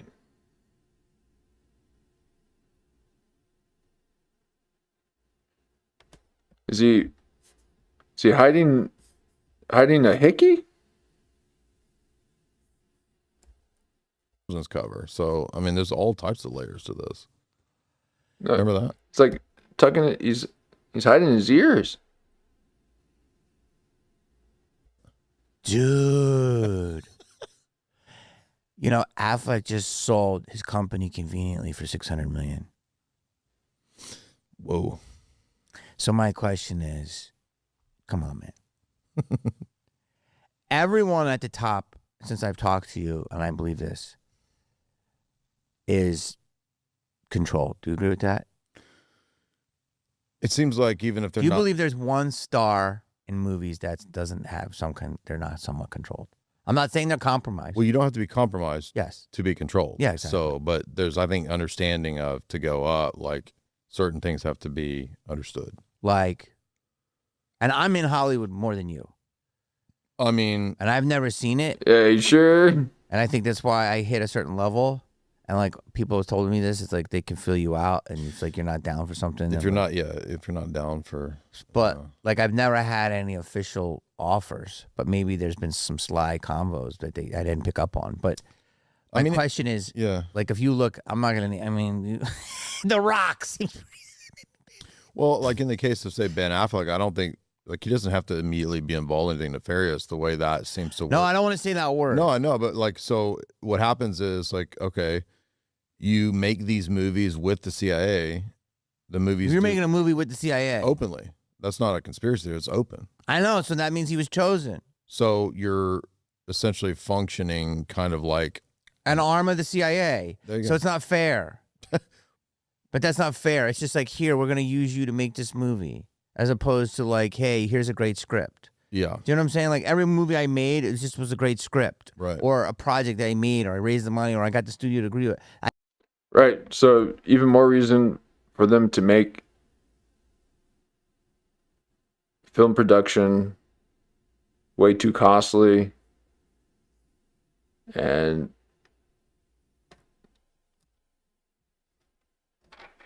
almost impossible to do within its own state, and so that you have to rely on the government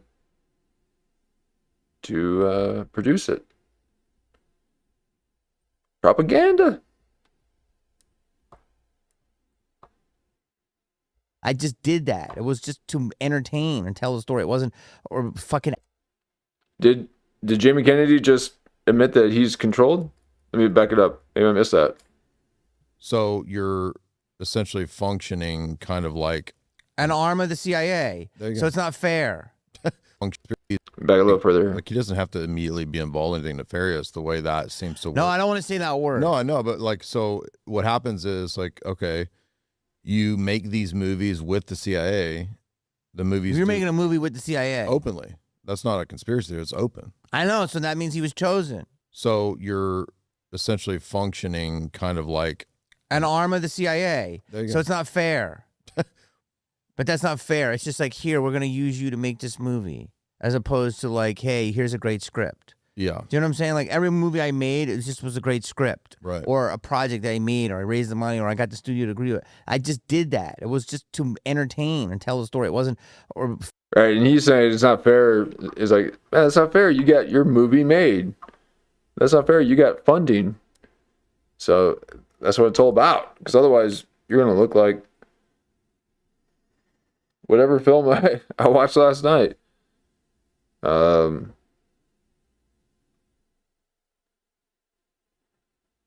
Synchronicity. That's what it was. It's kind of cool, though. It's kind of cool, but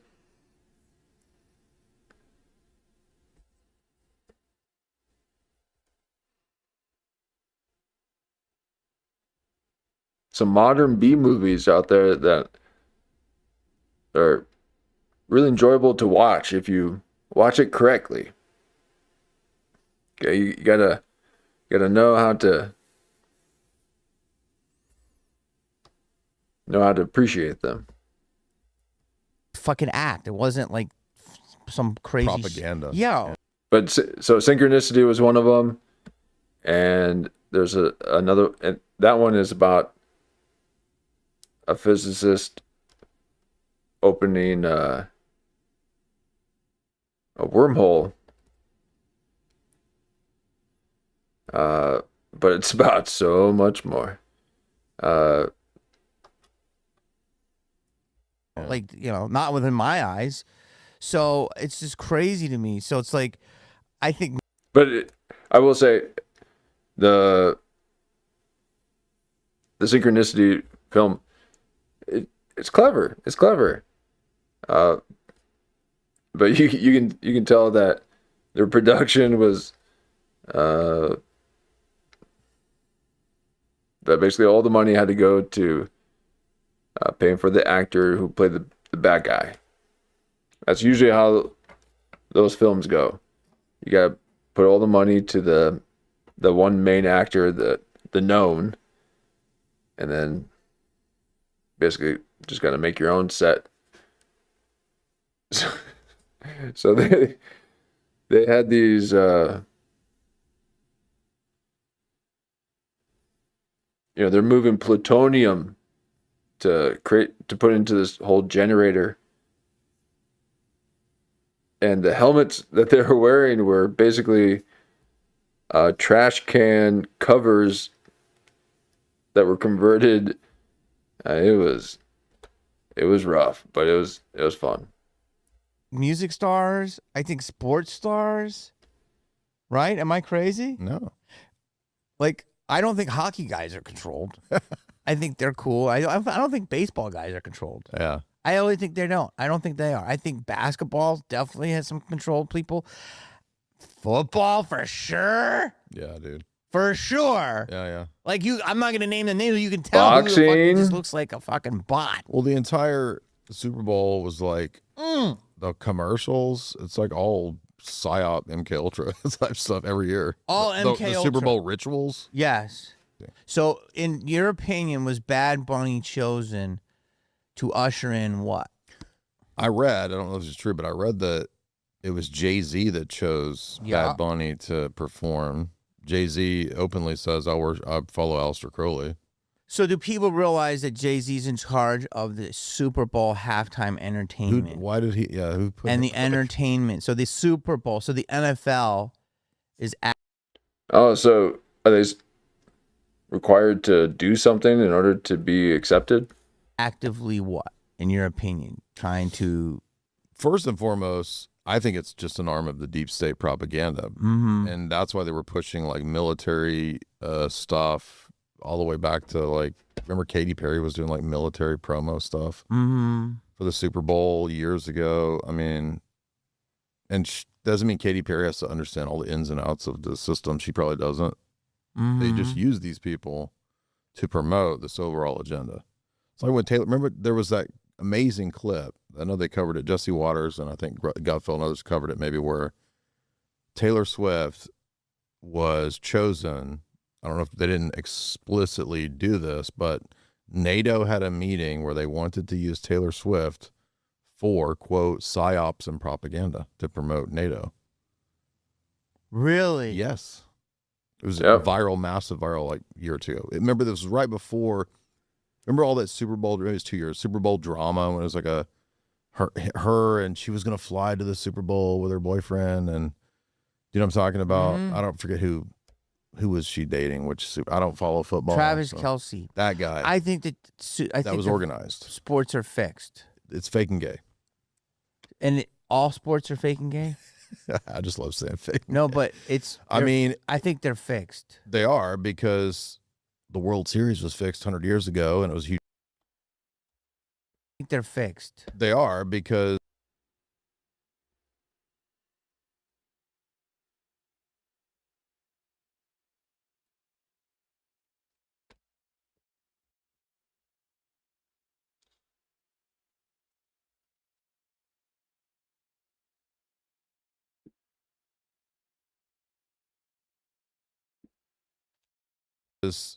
the World Series was fixed 100 years ago and it was a huge scandal. I remember that. Which one?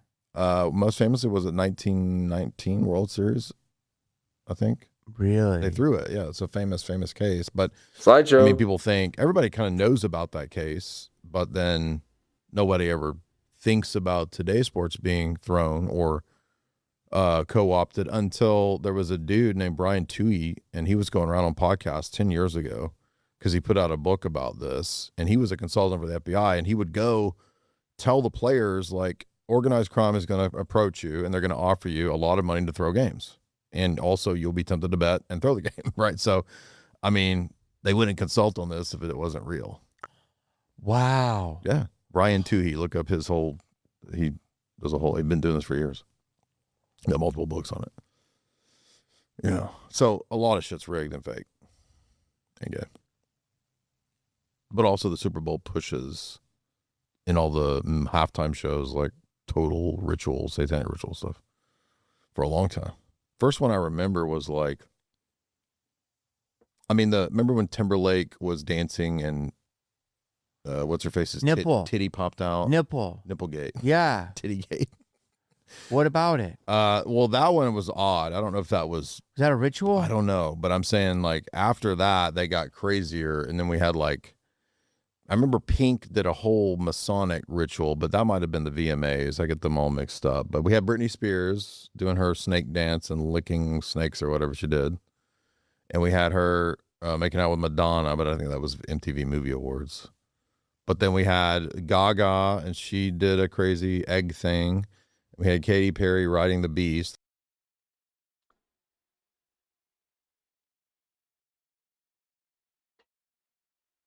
Is this must be one of his bigger interviews? Is that why he's just so, or is it this information that he's sharing that he's not very assured of? It's The Woman Rides the Beast, which is curly and stuff. Movie Awards. But just this whole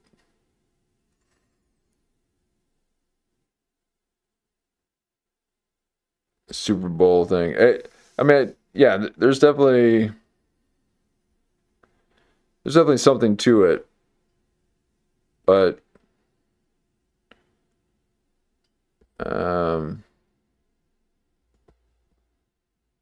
he thinks it's all satanic rituals and stuff. Yeah, I mean, maybe. Then we had Gaga, and she did a crazy egg thing. We had Katy Perry riding the beast, The Woman Rides the Beast, which is curly and stuff. So, I mean, and on and on. There's many more. But Bad Bunny, Baby, Bad. I always get these. Bunny. Cash Me Outside. How about that? I get them mixed up. That's the baby. Yeah, that's baby. Bad Bunny was, isn't he all about TRANZ type things? I think. If you know what I mean. You can't say trans. I don't know. I don't know. Well, it's like, yeah, it's associated with that domain, so to speak. So I did a pod because you're just saying all this stuff. Because all of that, you're basically saying these are all rituals, right? So, to a degree, yeah. So tell me if this is true. This Christmas, there was like 7 movies that had snakes in the poster. You noticed this? I didn't. This is funny. Do you think that's funny? No, I'm just saying I didn't notice this. That But fly almost flew in your mouth. I know. That was Satan telling you, That's open your mouth. I'm going to fly and shit in your beliefs because you don't want to fucking shitting on me right now. I'm not shitting on you. I'm being serious. How do you not know this? Zootopia, snake. I just didn't see every movie poster. The Bad Guys, Okay. snake. Anaconda, snake. You think this is funny? What are you laughing at? You're making fly jokes. And because you were open, you're like, and that fly almost flew right in your fucking But throat. you're telling me not to laugh, and you're making fly jokes as the fly's attacking me. I don't. Because you said symbolism. I don't know whether I should laugh or not laugh. I'm in a. This symbolism, the snake symbolism is real, right? Yes, it is. Yes. And the Vatican looks like that, correct? I know you're talking about the audience hall. Yeah. I don't know who designed that. If it But was it looks like that. intended to be, but could be. Could be. Well, it looks like a snake. It does look like it. Yeah. It's insane. Yeah. See, this is what's crazy. The Vatican looks like a snake. Mm-hmm. No one's talking about True. it. Well, we've talked about it, but nobody's. Snakes are in every, like, there's so many snakes of, like, what that is. What does the snake represent in Satanism? The lower Wisdom? base desires, self-will, predatory, all of those things. So Satan will come and, bah! Get out of here, Satan. Satan will. So now I've never seen one fucking moth or fly in now here. they're coming Satan will. things. So Satan will come and, bah! Get out of here, Satan. Satan will. So now I've never seen one fucking moth or fly in now here. they're coming after you. Bro, I haven't seen one fucking. It's crazy. all those things. So Satan will come and get out of here, Satan. Satan will. So now I've never seen one fucking moth or fly in now here. they're coming after you. Bro, I haven't seen one fucking. It's crazy. You know why? That was like when that stand-up comedian started talking about the COVID shot and how she's triple boosted and got her shingle shot and still has her period. I guess Jesus likes me the most. And then boom, just dropped. Whew. So he's talking about the devil. And a moth flew in his face, saying, "Shut up. Stay in your lane, comedy boy." I haven't seen one fucking. It's crazy. You know why? But he had to get real plants. I guarantee they're in the plant. There's no way. Because there haven't been one fucking bug in here. I thought you had a moth from that plant, my Home Depot plant. This is why. Let's go. We've never had flies the whole fucking. His new home has career of moths. this. Go back to the rubber plants. I guarantee that's a fucking moth plant. Fuck. That's a real fucking moth. Fuck me. Go back to the rubber plants. Okay. Listen. I just lost hope my you don't train of cut thought. that. This No, is funny, it's crazy dude. because This I'm is sitting there and a awesome. huge ass moth almost flew in my throat. That's revenge because you said that the devil was shitting in my mouth. So now it's coming back on you, dude. Well, it's just like, bro, there's no way there's moths in here. I did a moth ritual over here and you didn't see it. Bro, do you know how clean this house is? And there's one moth. No, I don't want this moth to lay fucking eggs in here. Fuck! So let's go back. I need to do some kind Wear a fitted shirt. Be more concerned about not showing your belly. of sound wave that everything can't survive. It's like a hyperbolic chamber house. Okay. So, is that too much? Can I keep that? Or house? A kind of sound wave that everything can't survive. It's like a hyperbolic chamber house. Okay. So, is that too much? Can I keep that? That's awesome. Wait. Hold on. You should have all of this raw going out. Because you Yeah, because it'd be so funny. It's like, oh, yeah, exactly, Lou. Oh no, a moth. Whoa, oh, whoa. Should we keep that in the show? I mean, we went off the rails on that one. I don't know if people could really follow along with what had just happened and want to get back to the segment. Yeah, that was whoa. I was like on a LSD trip. No, it was a moth. Awesome. Wait. And they're like, yeah, you should. Hold on. You should have all of this raw. Yeah. Because you were Don't doing cut any Alex of that. Jones. You want to hear my Alex Jones? Please do. Well, wait. Here what happened is the babies. Hillary Clinton claimed mail to her. Anyway, what you did was I got to warm up. Well, what we're doing here. No, you gotta shut up. That's. You need to stop immediately. Everyone knows they're trying to get you. They're trying to poison our food. It's in the gravel in the voice, and you try to say, "Don't tell me they're not eating the children. They're eating their children." Okay. Alex Jones sucks. I am Alex Jones. Okay.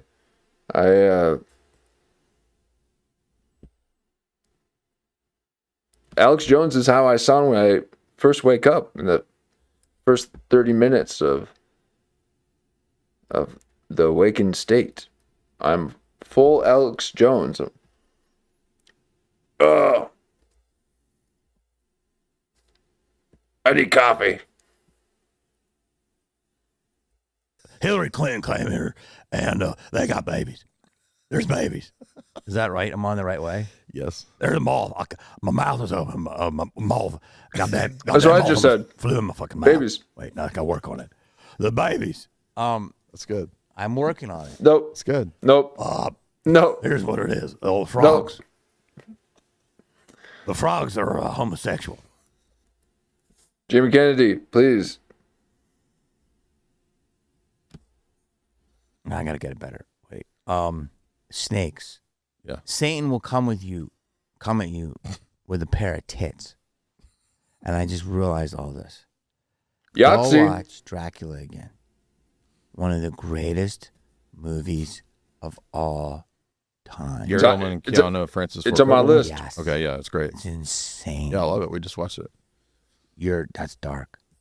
And the women, the serpents, are sex. And they tempt. They're Yeah, sex. right. Literally sex in a human form. And the way I've never seen that girl since Sadie Frost, I think her name was. Sex. They're spellcasters, okay? These women trying to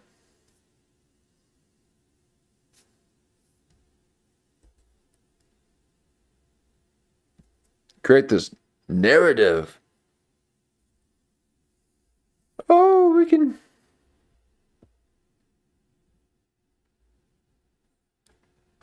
have a house on the land. No, I don't even know what they are, okay? They have no effect.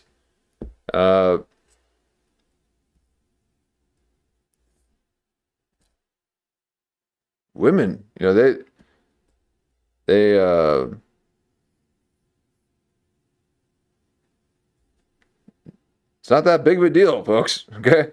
Jamie Kennedy, it's like, oh, they're the reason why Hollywood, well, it might actually be the reason why Hollywood is wrong. Yeah, maybe guys have a little too much power. And that's why we were making you guys into MK Ultra assassins. Because that is. I mean, you'd seduce the foreign president.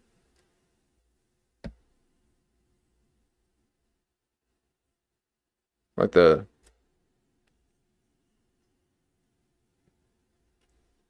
who's the other guy that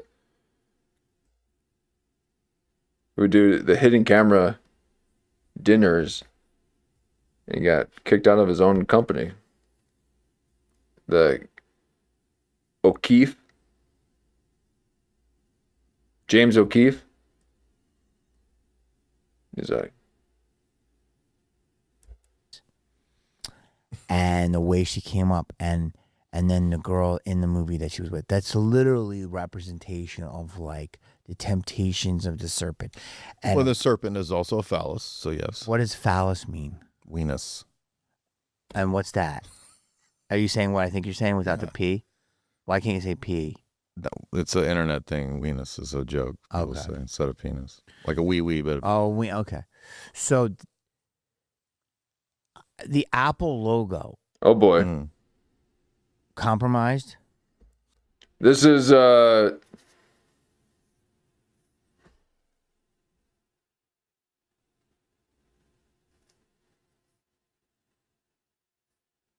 mean, I suppose that there are worse things that you can not know. Like I couldn't point out where Georgia is. Maybe if I took a second, but Jamie Kennedy, if you don't know what a phallic is, do you even have one? Because everyone who has one knows what a phallic is.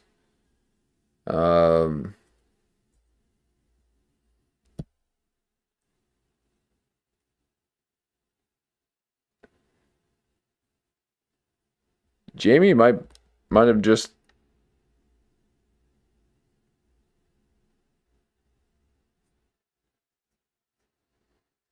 just revealed that he's a micro. Are you a micro? Yeah, Jamie does seem like he woke up from a long coma. He's just not all there tonight or today. He always looks like he needs like 3 days of sleep.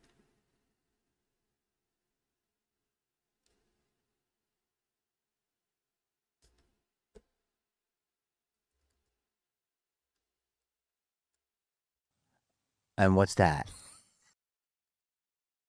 Of like the temptations of the serpent. And Well, the serpent is also a phallus, so yes. what does phallus mean? Venus. And what's that? Are you saying what I think you're saying without the P? Why can't you say P? No, it's an internet thing. Venus is a joke. People Okay. say, instead of penis. Like a wee bit. Okay. So the Apple logo Mm. compromised? It does mean and symbolize the knowledge of good and evil in the garden. So absolutely. I mean, that's the meaning of it. Yeah. Why is Jamie thinking that he's well,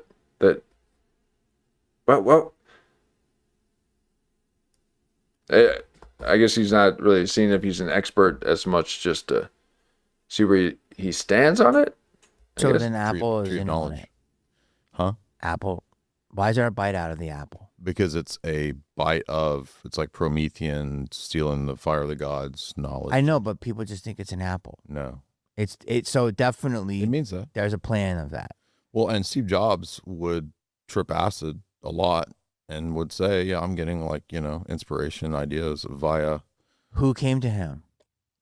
I would actually argue, Philip K. Dick is, right? PKD. Yes. Okay. He would say that, and he had a lot of weird views, but he would say that like all of Silicon Valley is like erected as a deep state military industrial complex thing. So I think that a lot of these tech oligarchs are not organic. They are aided and abetted by. So establishment. true, man. Nobody's natural. And so, they get tax breaks. So like, remember Social Network? Yeah, I agree with this too. Like B-Rad seeks yeah, nice. B-Rad seeks consciousness. That should be his next metaphysic comedy. And he was wearing the outfit too, so maybe he's doing a remake, and he's a little bit lost in character.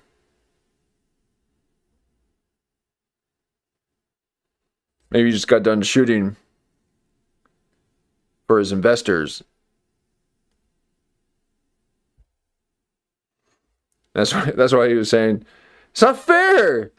It's not fair that the CIA gets to fund Ben Affleck. That's not fair. I'm trying to get my B-Rad and be radical.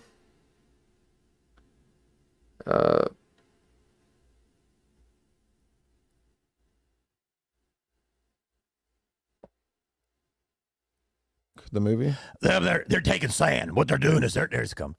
They're taking sand. What they're doing is compressing it, and then they're putting little neurons in it. They're taking sand. That's what they're doing. But a moth just flew in my mouth. see, it's coming as I wake That's up. good. So wait. So his gets there when he wakes up. Mine's automatically there when I wake up. Come on. take sand and they put in. It's true, dude. I thought these guys made You the mean for, shit like, in their microchips? garage. Microchips?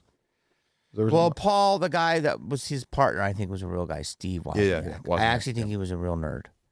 No, many of them are. And I think Paul Allen was a real nerd. Many of them are. Sure. And then I hear Bill Gates is now part of the deep state. So Well, they get special deals and contracts with certain people, right? Remember the movie Social Network? It's like they have mysterious investors that just show up And a lot of those companies we know on record were In-Q-Tel, which was a CIA front that was funding all the Silicon Valley stuff. So basically, Silicon Valley is a CIA creation. In-Q-Tel. Why didn't the government just say we're going to create Silicon Valley? Why is that illegal? Because there's a lot of advantages to having the facade of it being a free market creation, and you can pull from and sap the creativity and the power of the people through that model. So think about like social media. When they first came on the scene, it was all of everybody's creativity. Yeah, exactly. It's like Bill Gates just now. No, he's been on for a while. It was like, no, wow, really, Bill Gates? Yeah. Like, who are you? You're Mario. And I'm your Luigi. But I'm too tiny to be a Luigi. The videos are made by the people. Then once they build up By the people, for the people. They are FUBU. CIA boo. The platform, then they turn on the censorship, and it's a top-down structure. So it's kind of a scam. Totally amazing the way you just said that. We basically built out Facebook, Boom. and yet Mark gets all the money. You know what I say the same thing with that is? Crowd work. And I like crowd work, but it's one of like the 7 skill sets you can do in comedy, and it's fine. 7? And it's a very popular thing right now. Mm-hmm. 7? You can find 7. Stand. 1. Hold mic. 2. Say joke. 3. Repeat. 4. Respond to something that someone says. 5. Yeah, that's like 5.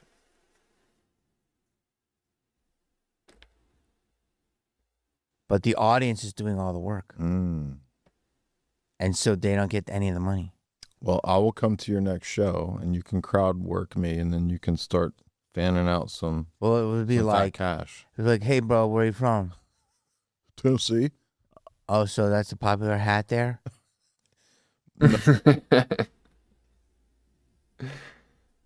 Finally, call out the spook.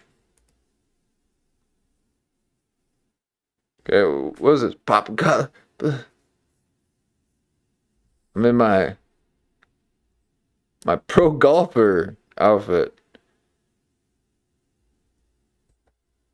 Ron Riddle is gonna think that you're shacking up with his girlfriend looking like that. You're trying to look good for Riggle's pro girlfriend, who just nails him out of the park. Literally. Nails them when they're out of the park and in the park. See, folks, these comedians can't even do this, okay? These are jokes. I didn't write them. I pulled them from the ether. Just from looking at you. That's what you do to me. You're my muse.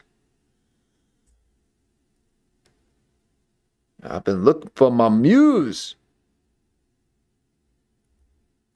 And this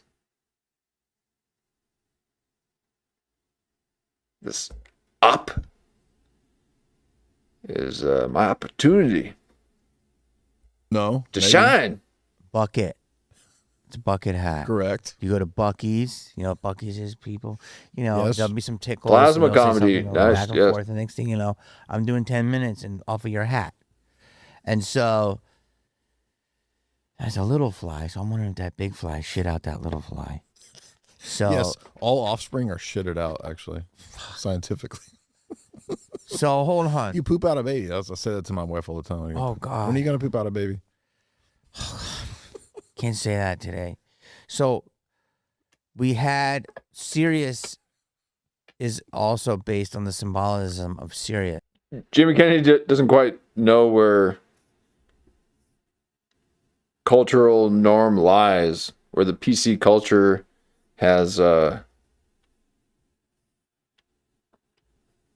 made its new watermark.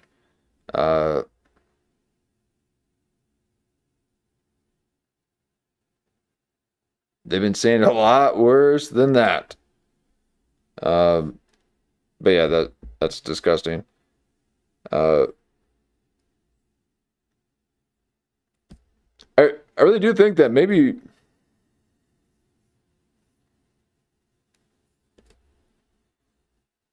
there's something to this egg thing, you know, like this egg worship. They did that in the KFC commercial where they basically dunked a human in the gravy and came out as a chicken tender. Like they're frying up people.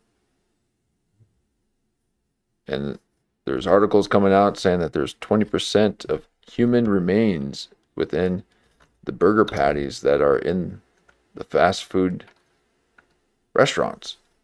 20%.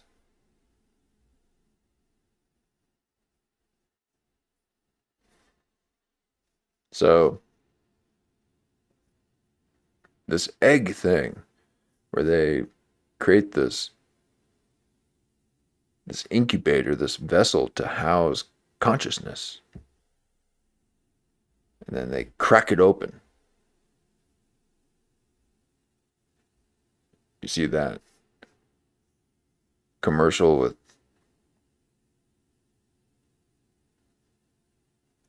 the mother of the Kardashians smashing this egg just with a hammer, like smash. It's like she's on some kind of crafting table doing some weird satanic ritual.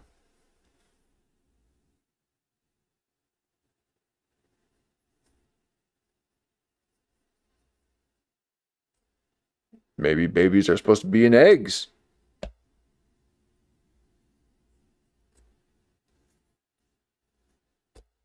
Yes. Correct. I don't know where I was going with that. The dog star, Sirius. Yes, Dog Star. They're eating babies, is the folks. name of a band. Keanu. It's crazy how you can see all this symbolism. The dog star, Sirius. Yes, Dog Star is the name of a band. Keanu. It's crazy how you can see all these symbolisms, and the star is just on the Hollywood Walk of Fame. The star is everywhere, and what it means. Well, it has many meanings. Do you talk about this in your new book? I talk about a bunch of different. By the way, I signed this to be read. By the way, I You talk signed about my a lot book. of movies. Before I take that, I want to show you Sure. something. I want to tell you Yes. about The Weeknd. Okay. I think The Weeknd was a normal musician, Mm-hmm. and I think either he was cloned Oh, or changed, because there's no way he's a normal musician anymore. And why is that, in your view? Well, first of all, he's humongous. So he's Taylor Swift. He yeah. I think the trail was that I lost it. Basically, that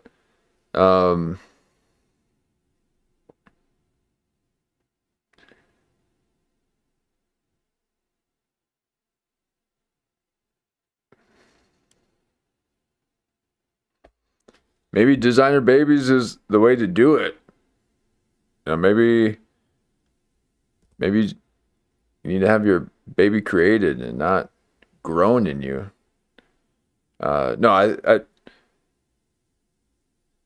it's very important to have the baby in you, I guess. But whenever you do, then Ben Avery grew a big old gut out of pregnancy envy. They just want a big gut like you. So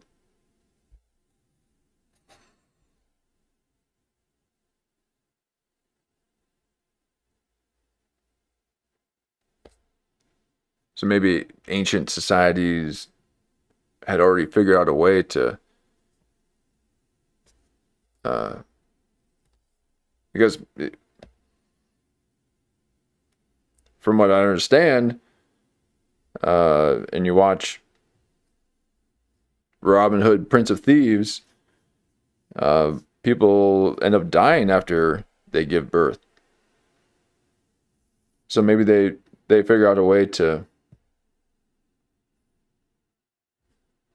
do it, even like in Egyptian times and ancient Egyptian. And then they're looking at us like, what are you doing? You're not supposed to have the baby in you. But then I realized how ridiculous that sounded, and I stopped. And I should not have mentioned it because it's so ridiculous. I was in Africa, bro, and he played like 90,000 people in like Jakarta. People are listening to this shit on a coconut. I mean, he was literally like fucking playing 90,000 people in Jakarta. It's just crazy. Okay. Music is very hypnotic. Was that a hard edit? Okay. Music is very hypnotic. I don't know. Super hypnotic. Girls literally derobe when they listen to it. They're like, oh my God. Like, he is. Wow.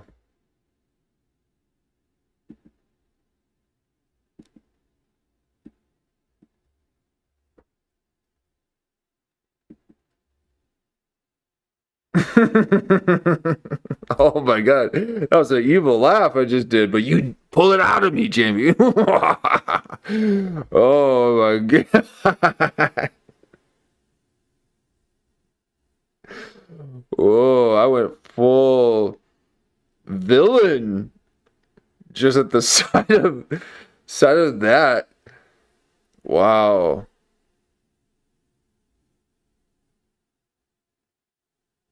Yeah, women love famous people. Ah, that's all that. See, that's why he has to keep telling himself and keep telling people around him to prime them. And I was famous once. Wow.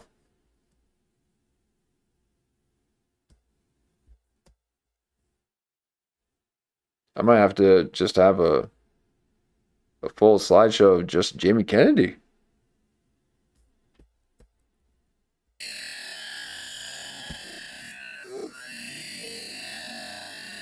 Like,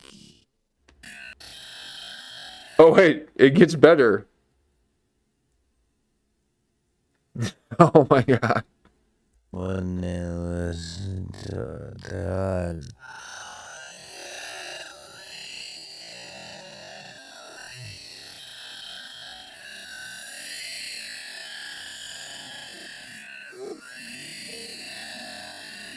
Like,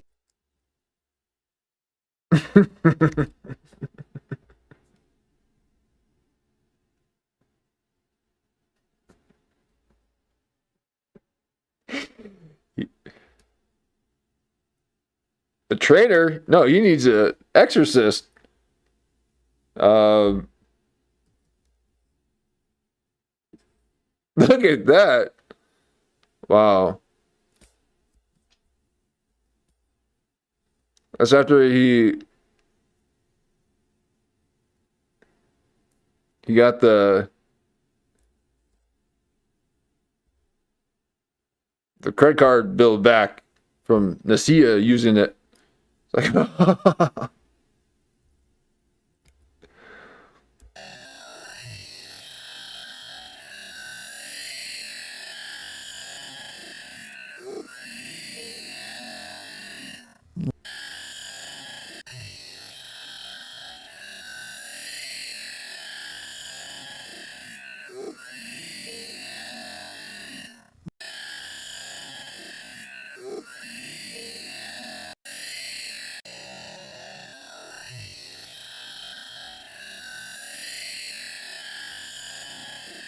That's the noise that he's making. This is what women would do.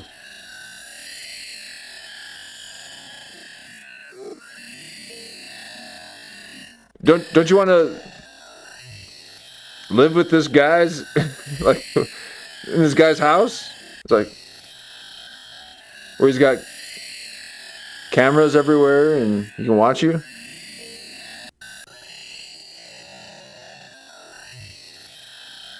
Please be on Jamie Kennedy's show, folks. It's fine. He won't watch.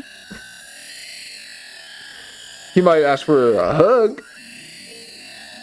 But Like, oh my God.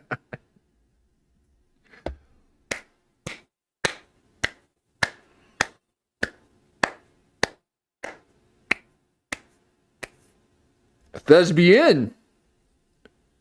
This actor. This performer. He really goes deep into the psyche to pull out the character flaws that we all just can't seem to ignore, like a car crash. You somehow go full, Christian Bale.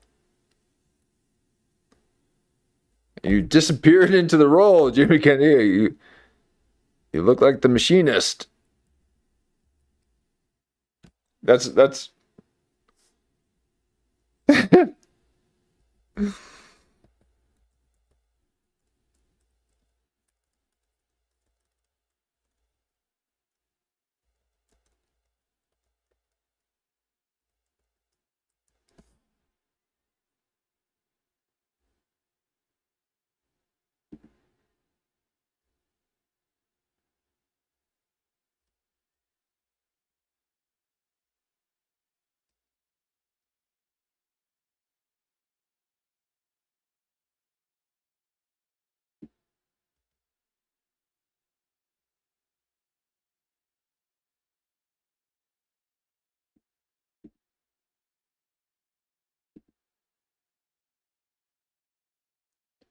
I think there's a way to.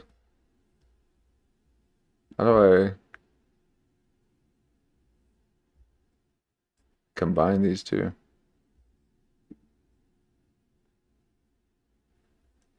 Anyway, that's a look of the machinist.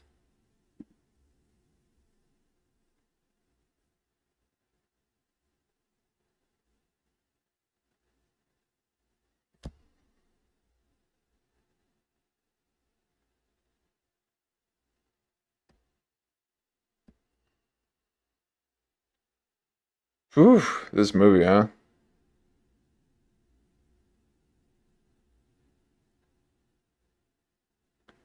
Bit of a Joker smile there.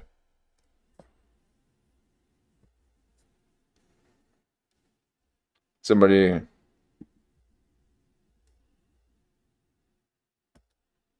needs to let Hollywood know that Jimmy Kennedy's ready.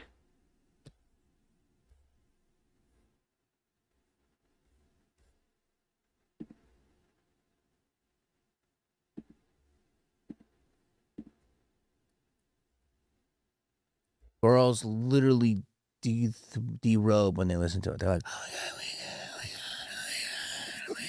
like he's Oh my God. when they listen to it. They're like he is like a Okay. he is like a god. You got to watch the series he did on HBO. It was excellent, but it was very telling. Okay. And So, ladies, do you guys? I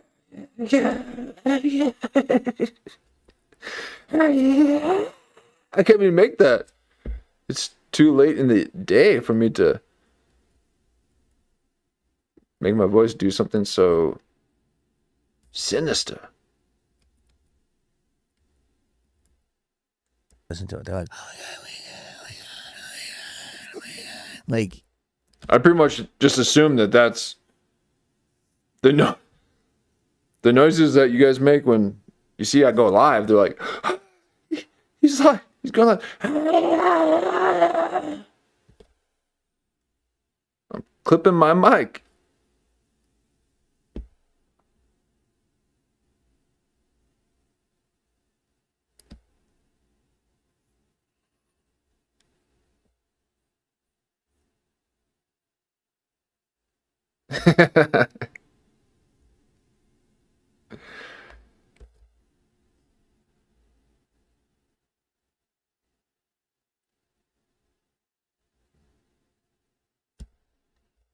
he is like a Yes, Shy. Yes, it. There was a lot to observe on that one.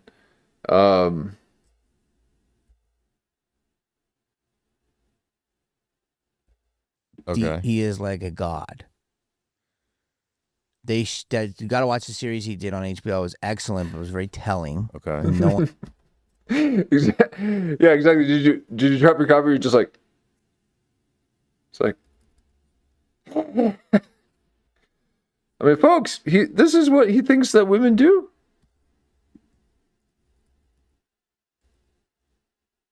crazy. Mm-hmm. Okay, music is very hypnotic, Mm-hmm. super hypnotic. Mm-hmm.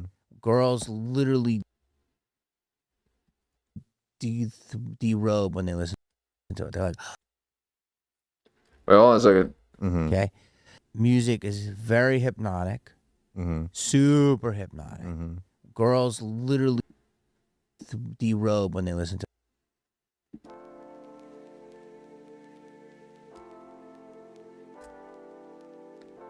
I don't know about that, Jamie Kennedy. I don't know about that, folks. What are you? I guess Jamie Kennedy's just never been around music. You know, people do a whole lot more than derobe. They dance. Jamie Kennedy's never been around music and people at the same time. He just thinks that people derobe. No, we like to move, okay? Jamie Kennedy is inert. This little nerd. You gotta move around. As you can see, he's got the Michael Biehn round body. All right, so apparently when women hear music, they go.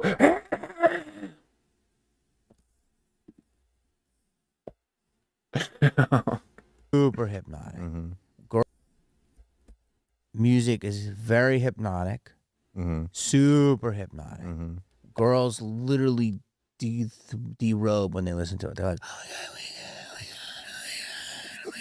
like he is like a Okay. he is like a god.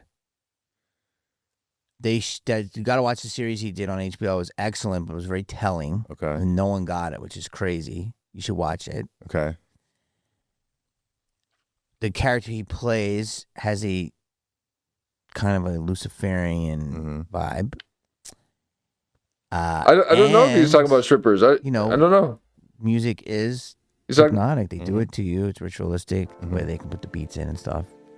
Take away our bells. Yes. All that shit. True. But also, he had a thing at Universal. This is when I went full fucking tinfoil, which is not anymore. And there's, Saw had a thing. And, the Purge has a thing. At Universal. Yeah. And then, Terrifier now has a thing. Scream never had a thing. Mm-hmm. And The Weeknd had a thing. He had the Weeknd's Scare House. Mm. And it was him and different things, and it was bloody, and it was gross, and there was all types of demonic imagery, and I was like, Weird. what does it have to do with your music? Yeah, that's weird. Weird. And it was a huge thing at Universal, where Scream never even had that. He's like, okay. Can we let go of the Scream thing? No, Scream would have been ideal for Universal Studios. You can walk around and like run around in the house. And the calls coming from inside the house.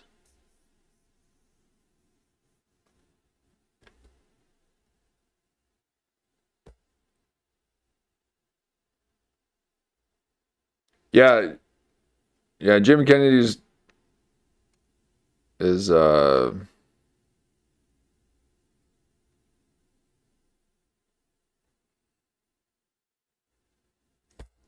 he sounds kind of TikTok right now. Yeah, sounds like every conspiracy guru, YouTube TikToker. Talker. Yeah, exactly.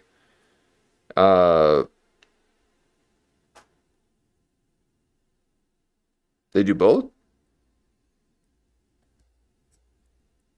Derobe and move around. He's like, I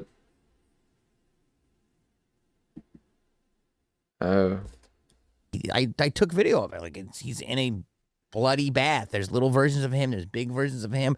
It's crazy, bro. Yeah, right. It's crazy, Yeah. bro. Like when I see red on the backdrop of a concert, I think that's all demonic. Could be. Isn't the color red just straight up like that? If it's used intentionally to mean that, I don't think the color red itself is bad. But yeah, it could be used in those contexts.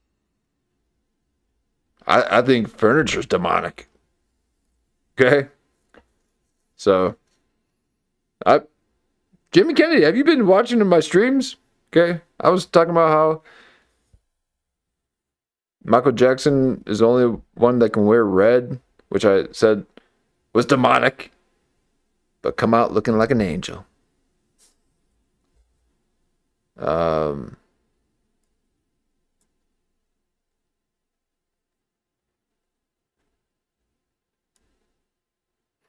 Yes, exactly. Weeding Christian paranoia is never a good thing. Yep. Very simplified, very like, oh, it's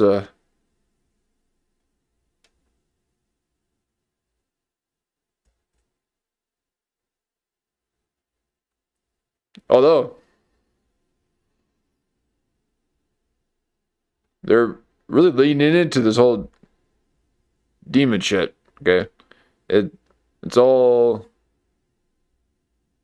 over the top. I mean, it's always had that thread, but now they're very on the nose with everything. That's for sure. So people can think I'm crazy, but like that's what I'm just saying. It's like controlling the masses through what you're saying. Right. Do you remember that movie from like 2000, the comedy, Josie and the Pussycats with Rachel Lee Cook? Do you remember Oh, yeah, I remember doing that. And Oh, what they please did was stop. the Deep State came in. And what they did was they took a Oh, God. pussycat Yep. and they made the cat gay. Go ahead. See, now you're doing the impressions. Because you did enough. Okay. I had to, like, I flex. broke you. So go ahead. So what about you? I read for that movie. You're heartbroken. Did you? Like Because I 3 thought times. there's a couple roles. I think Breckenmeyer role. I think Seth Green is in it. Okay.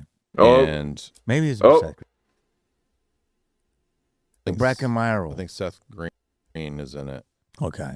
And Maybe it's a Seth Green role. the sorry. I thought he was doing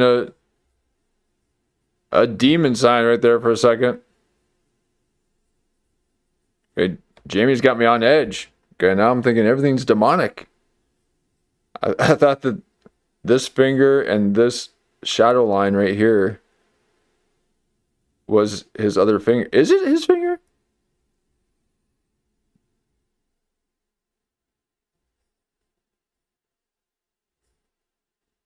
I thought the pillow's shadow was his other finger that he was doing, which I'll do all the time. Okay.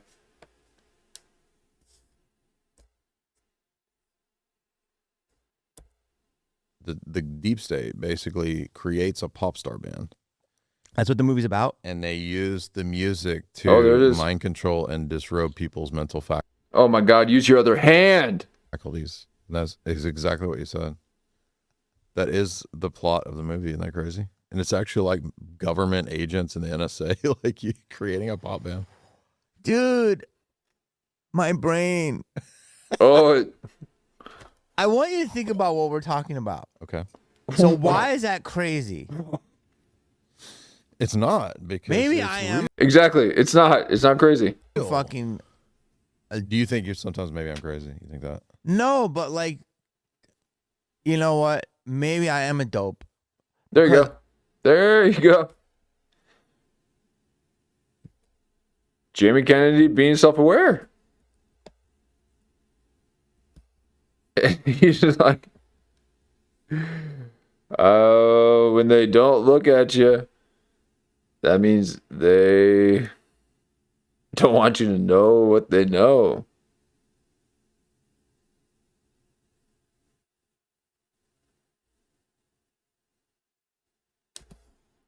I'm like a useful idiot sometimes What? because I'm not aware of how I'm being used. Like I'm in the system, right? I just said you I were. remember auditioning for that movie Mm. and not looking at it, not reading the script because I'm not going to read the whole script for a smaller part. Mm. And when it's on my side, They wouldn't even give it to you to begin with.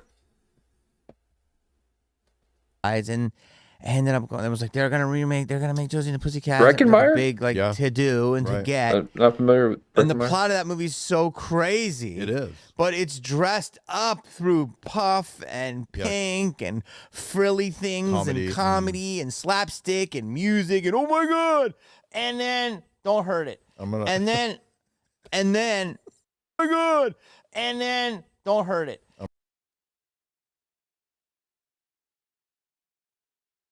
Why?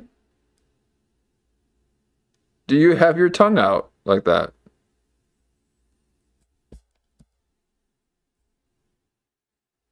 Oh, oh my God.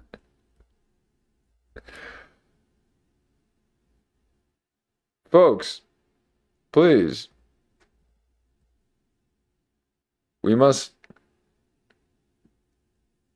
demand better.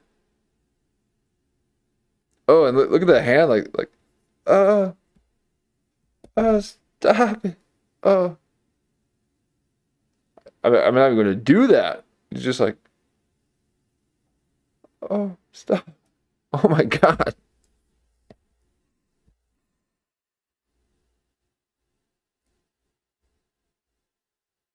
It's only because I'm really good at character development that I can do this so well. Oh God, stop. Has nothing to do with my femininity, which I got none. It's all male. No, please balance out your genders, folks.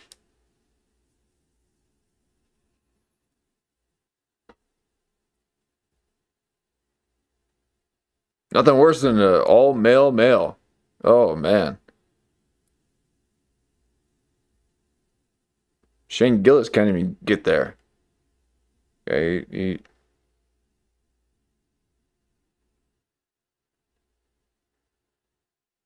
although I was gonna say Andrew Huberman, but you know he's got a soft side. I'm gonna. And then deep state bug. So then I just hate it because This is real rough, I've seen folks. in my Real property. rough. I guarantee it came from that fucking plant. So He's just kind of testing out his set.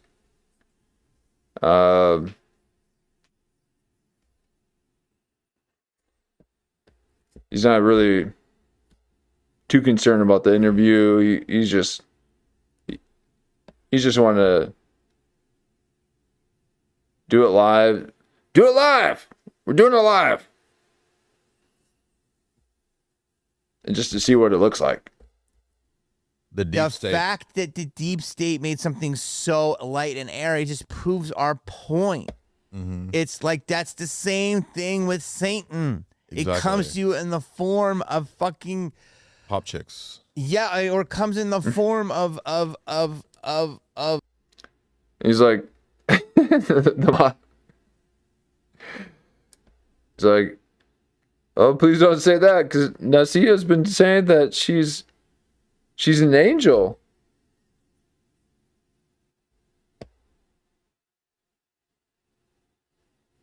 He's like, well, I just purchased this home for this hot chick.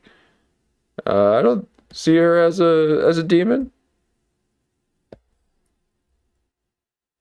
Pop chicks. yeah, or it comes in the form of gummies, gummy bears, you know, like Yeah. simple, innocuous things that you don't think are anything. That's just crazy. You just told me the plot of that movie. I was surprised. That's crazy. Oh, please. I hate this reiteration hype stuff. It's crazy. It's crazy. It's crazy. It's crazy.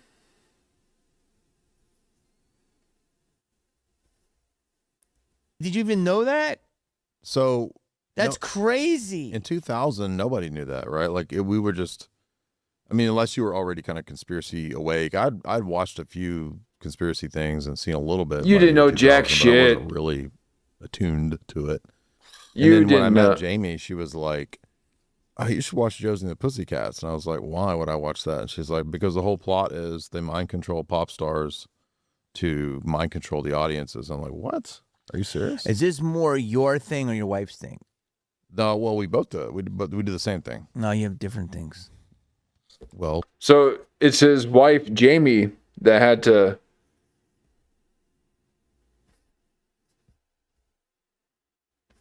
fill him in on the films. So you didn't.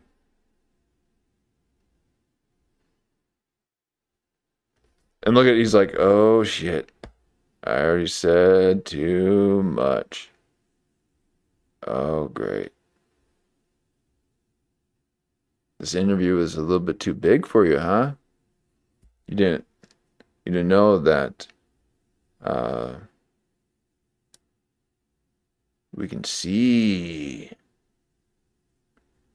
Okay, he's like, oh, don't want my colleagues to see me.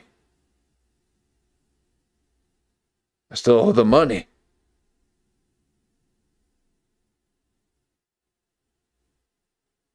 but we also do the same things. It's a both and, not either or. Okay, what about this? The Hunger Games. Uh-huh. Ritual.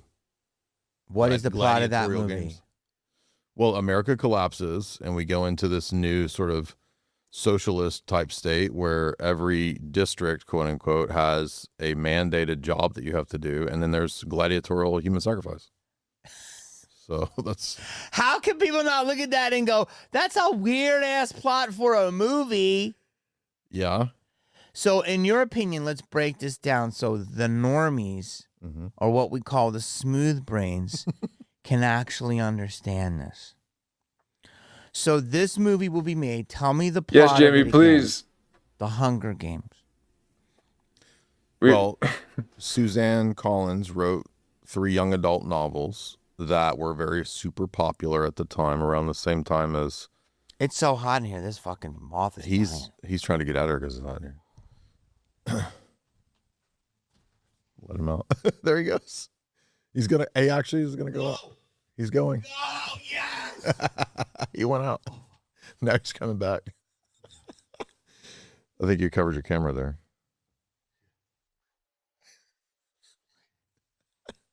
It's hot. I hope Kyle keeps all this. This is great. Balls. Okay, wait. Hold a second. Oh, we got Godzilla versus Mothra over here. What were we just saying? The Hunger Games. So Suzanne Collins wrote that young adult thing that was popular. It becomes the big blockbuster movies, launches the careers of. Did she just write it on? Just happen to write it? Well, that's what I'm saying. I don't know her background or her story, but my point is that by the time it makes it to blockbuster era, it's going to have some very interesting messaging. Not going to judge her motives. I don't know if she has good or bad motives, but the stories have Sure. pretty wild levels of truth. Wait, so you get a young girl who's an emerging star who's from Kentucky. J-Law. Yeah. Mm. So it's a perfect vehicle for her. Mm. Do I think she was cast or is there a work there potentially? Meaning wrestling, right? A lot of this stuff is wrestling. I think the world is wrestling. What do you mean by the world's wrestling? Oh, I can't believe you don't know that. K-Fab. Just say the word. Okay. There's two types of things in this world. There's reality, and then there is wrestling. K-Fab. Mm-hmm. And Oh, fake. wrestling's not fake. That, again, that's disrespectful. And if Jerry Lawler were here, he would fucking body slam you. Okay. Do you understand what that means? WWF's fake, but there's wrestling. Okay. It's not fake. They hit you with a chair, but they hit you maybe half speed.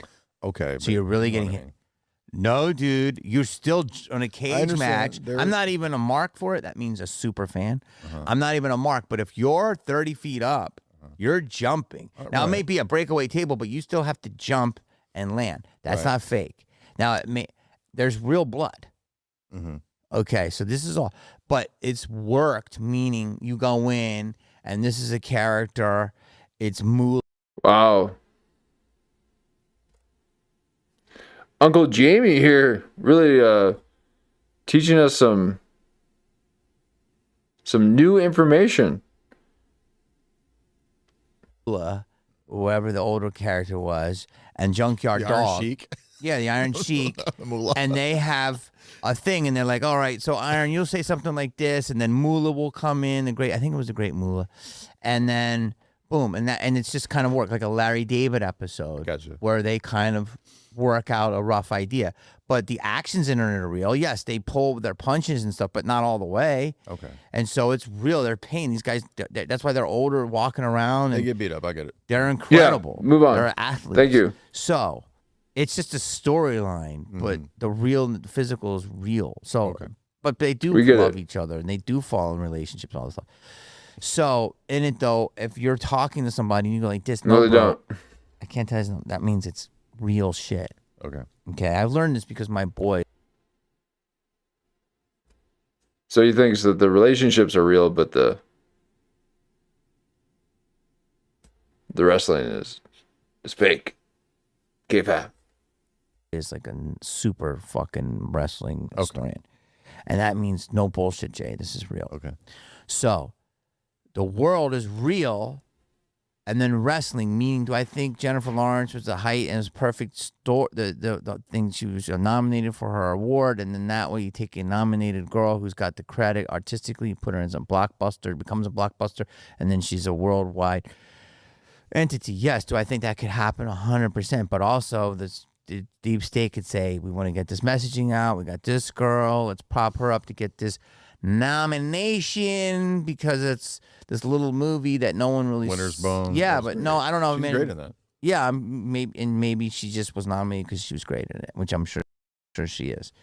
But also, if we're talking, There could be other. You know, they could be like, let's make sure she gets that nod. This is gonna sound crazy, but she wore a red dress to that Oscars. Then from there, she didn't win, but she was young. They're like the young, hot new thing. Boom, put her here. She got the Hunger Games, and she's the face of it. mm-hmm. And it's like, okay, now you're in the system.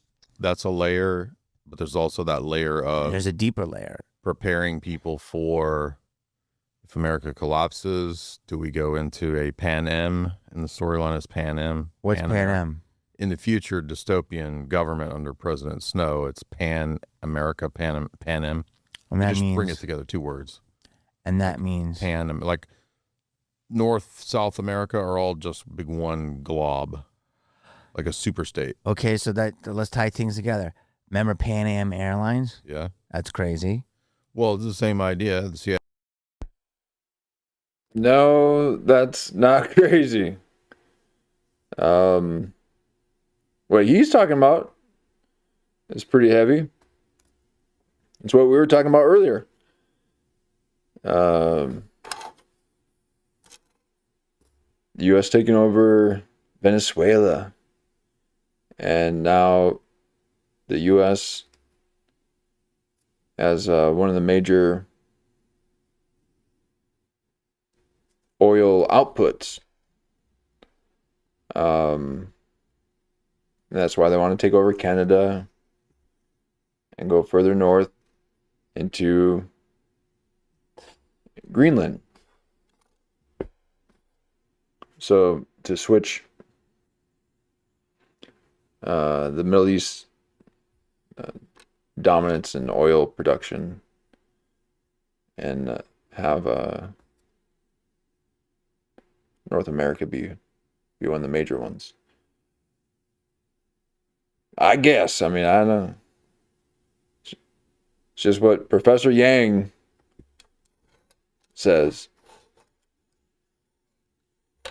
He's got a good video that he just did. Recommend checking it out. Yeah, by the way, helps set up all the airlines. So airlines connect all of the world, but also the American Union has been an idea that the elite have had for a long time, to have a giant continental governmental union. To do that, you would need to get rid of the United States, and you would have big continent. Yeah, one world government. Right, but the one world government is divided into continental unions. Okay. So we already have this with the European Union and the push for these other types of unions, which usually don't go very well, but they still would like to have that down the road. Yes, a lot of people are saying that that Professor Yang is CCP. Yep.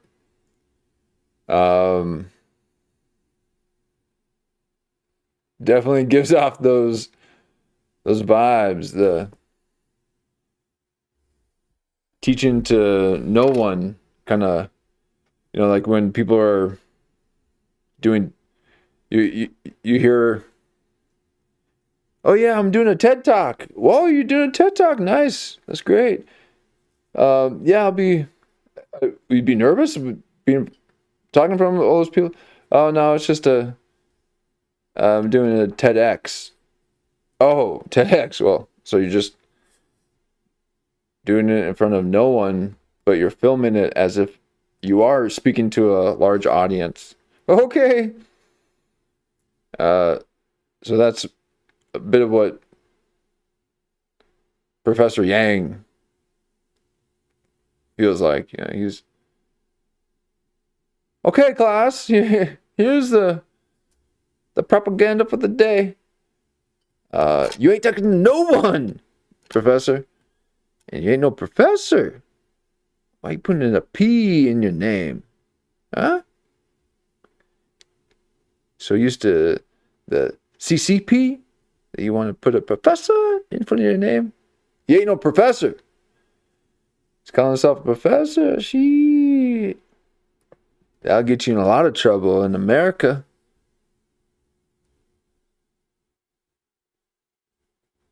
We'll be asking you how many genders there are.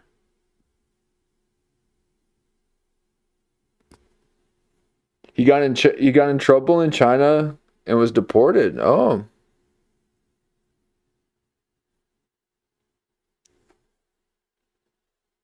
Interesting. And he's operating out of the US right now? Hmm.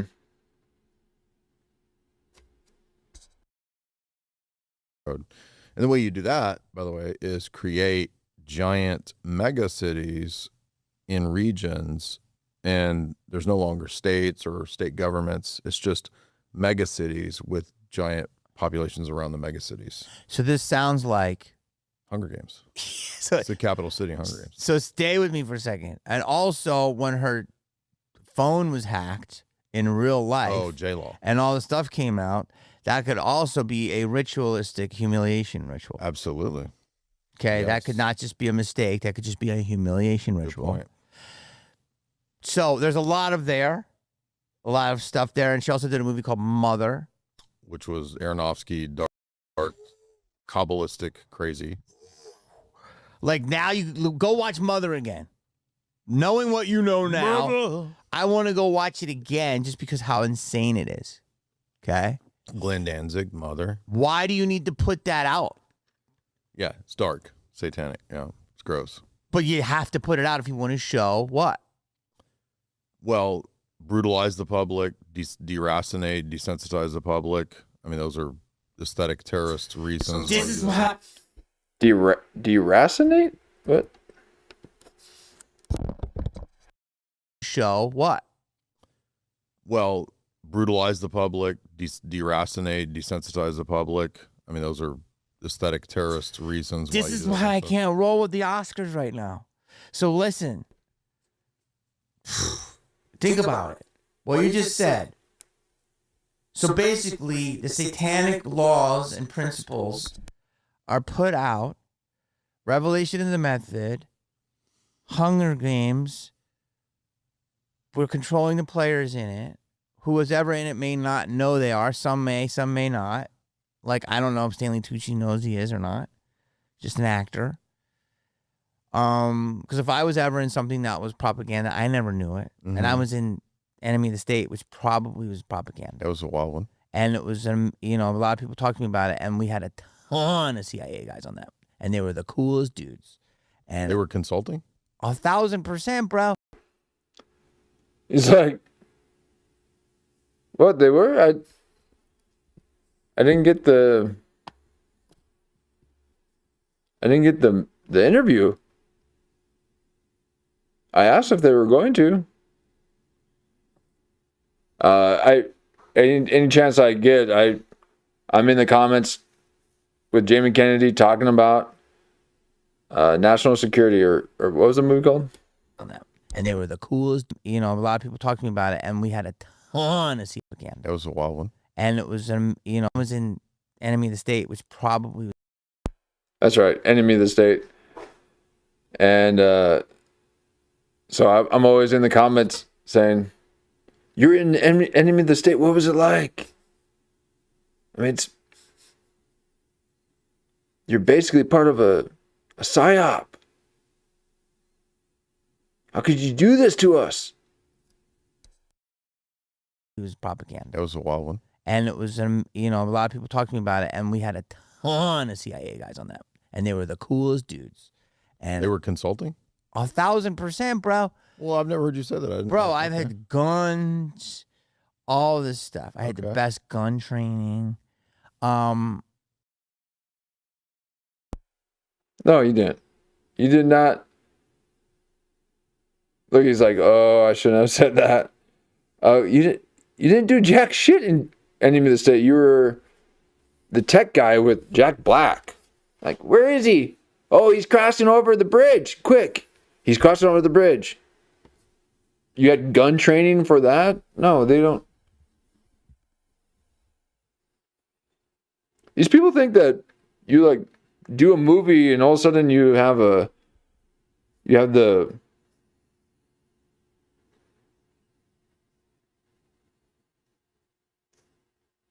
the military guy from that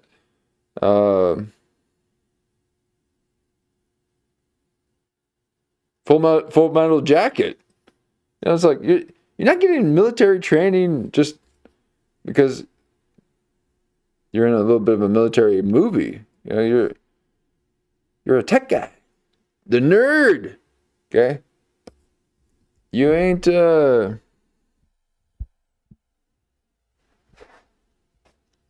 got the top agents already covered. Okay. You ain't getting screen time, Jim Kennedy. You don't got the profile. I don't know. They were definitely government guys. I don't know if they were exactly. They're probably CIA. Yeah. They're definitely NSA guys. There was definitely ops guys for sure. But they were just like consulting. They said, we're here to show you how to hold a gun. We're here to tell you what your motive would be. We're here to tell you. And the movie is still ahead of it. Oh, so you're thinking that maybe Jimmy Kennedy might be trying to get some answers out of him, forcing the answers out of him. He's definitely trying to see where he lies with certain things. He does have a bit of a following when it comes to conspiracy stuff. I don't know too much about him. He was on Kurt Metzger. And he was the one that I had a real problem with. No, I'm sure he was fine. But the way that Jamie Kennedy is talking to him, it's almost like he's trying to show him how things are. And that makes me think then, well, if he's being in this like mentor position, that means that the other guy, Jay Dyer, is probably wanting something from him, or wanting to get into to infiltrate the comedy scene, the stand-up comedy scene. Because when Jamie Kennedy's like, well, are you an actor? Have you been in films? He's like, I could be. I could. If only I had the opportunity. I've been training my whole life.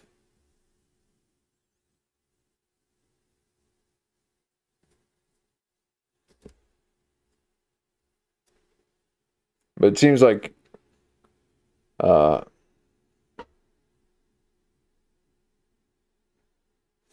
he might be playing dumb. Yeah.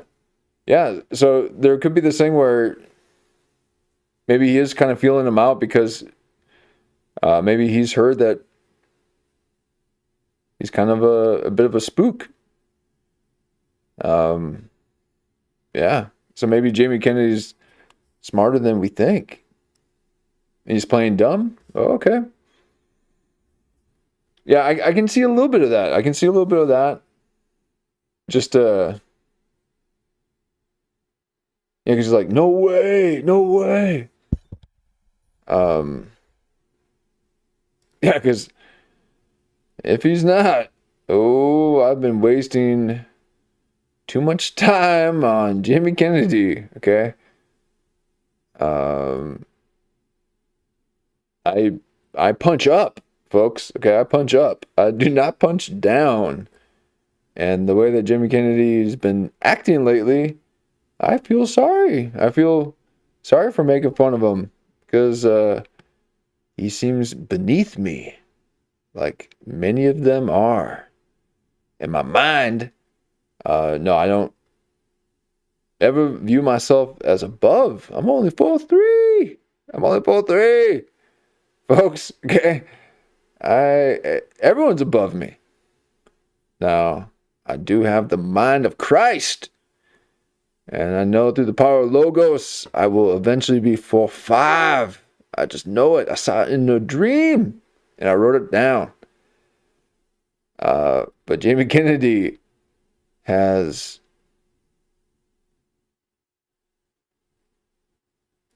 gone a little bit lower in my eyes.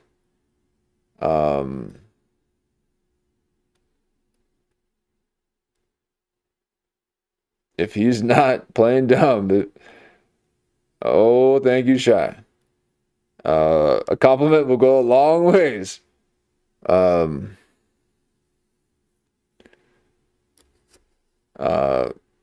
Please don't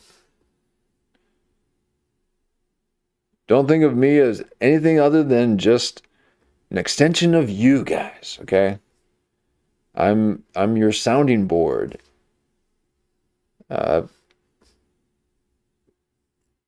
This is very organic. You know, that's why we have such a strong chat community. You guys are part of it. And I'm just the willing vessel. But Jamie Kennedy, please tell me that you're playing dumb because you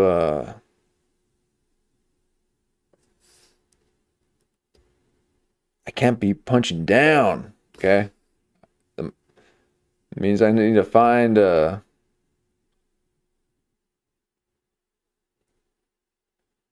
someone else. All right, let's see what he's got to say. It's time. So all of this makes sense to me. But I was cast because Tony Scott laughed in the audition. I don't think maybe my last name's Kennedy. Maybe there's a whole thing. Maybe Nimrod is controlling me. Maybe I'm in the Matrix and it's all part of my. You're a reincarnated JFK, dude. There's a lot going on. So all I'm saying is, you have all that. The Hunger Games, to me, is a straight up play.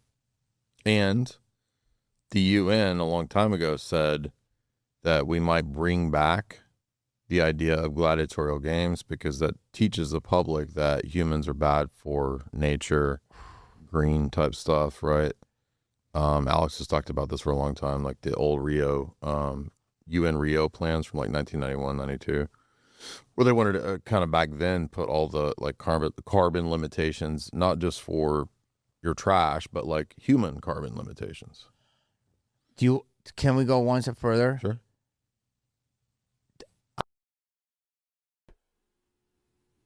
Okay, now let's just imagine what Jamie Kennedy is about to say.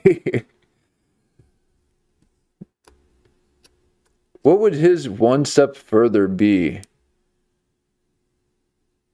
Let's just take it back here. What would Jamie Kennedy's one step further? Can I take this one step further? All right, let's see. Do we have any guesses? Like the old Rio. Let's bring back to see what they're green type stuff, right? Alex has talked about this for a long time, like the old Rio, UN Rio plans from like 1991, 92, where they wanted to kind of back then put all the like carbon limitations, not just for your trash, but like human carbon limitations. Can we go one step further?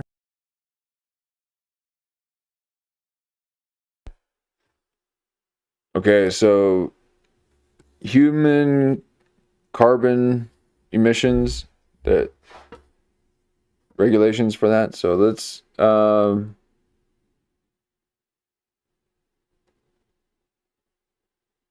probably something about they're gonna charge us for breathing, or he's gonna say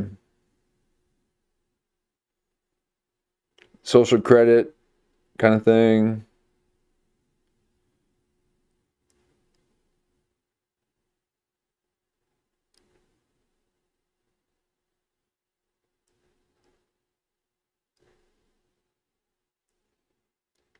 Climate agenda is dead. Okay.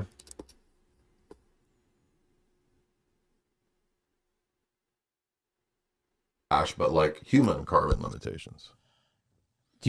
Can we go one step further? Or robots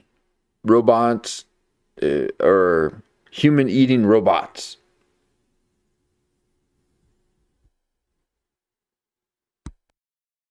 Sure.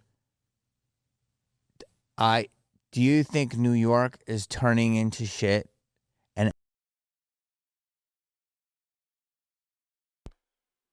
wow, I gave him way too much credit. Do you think New York is turning into shit?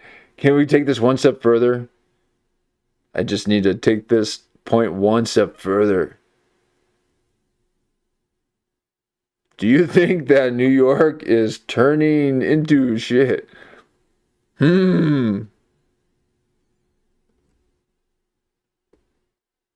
Yes, Lulu. Turning into?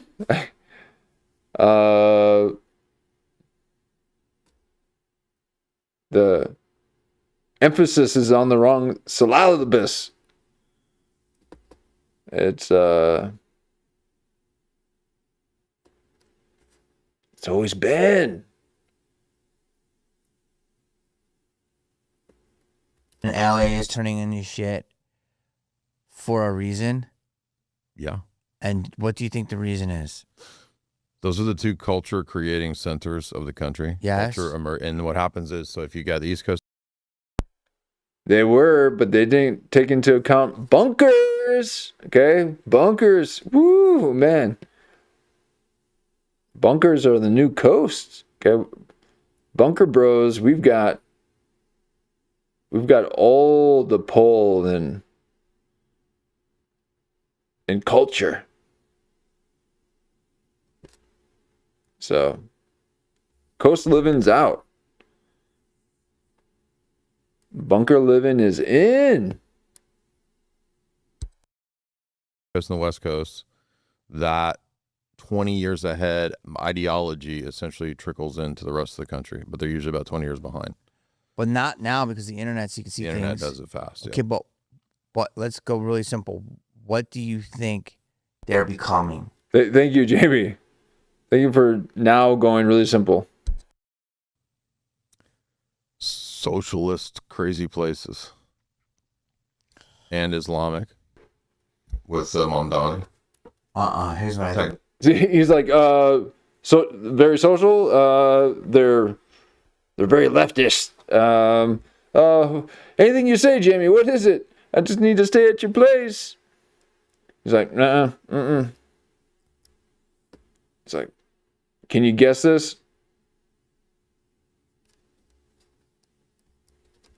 Watch how he closes his eyes when he says this. But let's go really simple. What do you think they're becoming?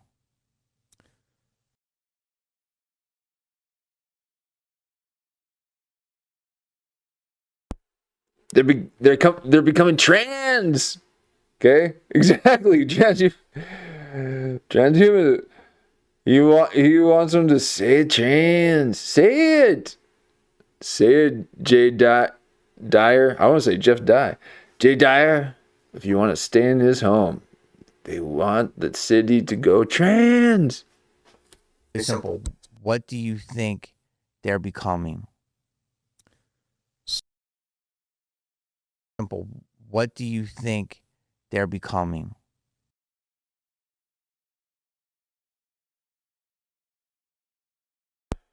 Go to sleep. Go to sleep. Oh, well, folks, please don't go. Well, many of you are sleeping. Thank you for keeping us on in the background. But Jamie Kennedy looks like he is joining. He wants to meet you in the dreamscape. Now, I'm sure you guys know that when we dream, we all go to the same place, just different locations. So,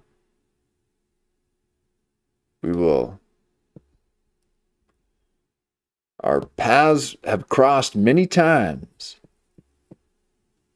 And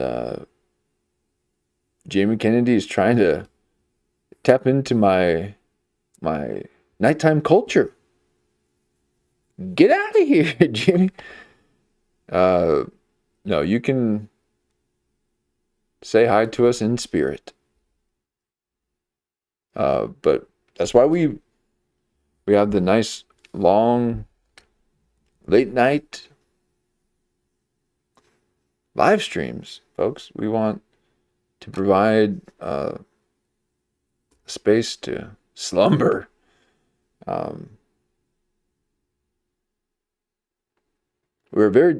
It's very difficult to watch us in the day. Okay.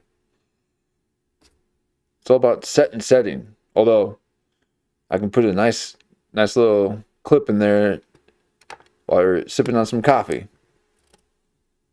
But you don't want to watch a stream during the day. You got things to do. This is time to unwind. Jim Kennedy, join the Clip Virgin community.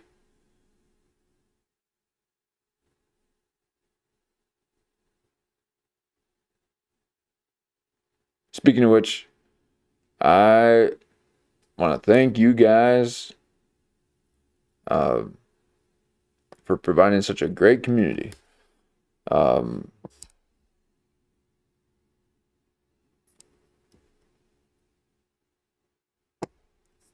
Even these people don't even have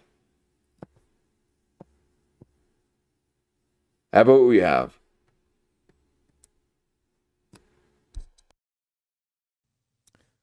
Socialist, What do you think they're becoming? socialist, crazy places, and Islamic with Mamdani. Here's what I think. Technocratic? Here's What? what I think they're becoming. What? They're becoming jails. Oh, So I think Escape from New York is another documentary, okay. and I think Escape from LA is also a documentary. Classic. Love it. Because, and John Carpenter has done a lot of these things. They love, yep. He also did The Thing. The Thing. And I'd love to talk to him because I think he's a real guy. So either he's super on the ball or people are going, hey, John, because, dude, New York could become a prison, an island prison. Interesting. Think about it. Am I crazy? No, And the you're way crazy. they're doing LA, It's in the movies. and people are leaving. Travis from Uber left California yesterday. So my dumb ass, of course, bought here because I still love it. But they're definitely letting the lunatics out here. And definitely dumb ass, of course, bought Uber left California yesterday. It's in the movies. And people are leaving. Travis from Uber left California yesterday. So my dumb ass, of course, bought here because I still love it. But they're definitely letting the lunatics out here.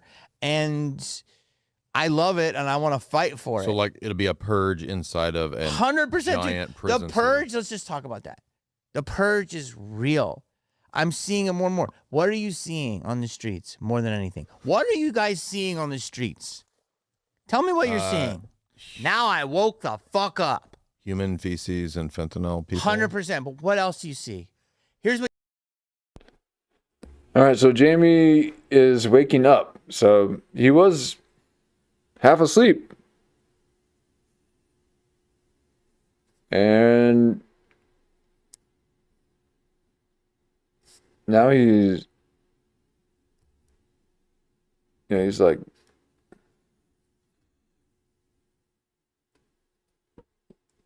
saying, what do you see? What do you just tell us. Just Guys seeing on the streets? Tell me what you're seeing. Now I woke the fuck up. Human feces and fentanyl people. 100%. But what else do you see?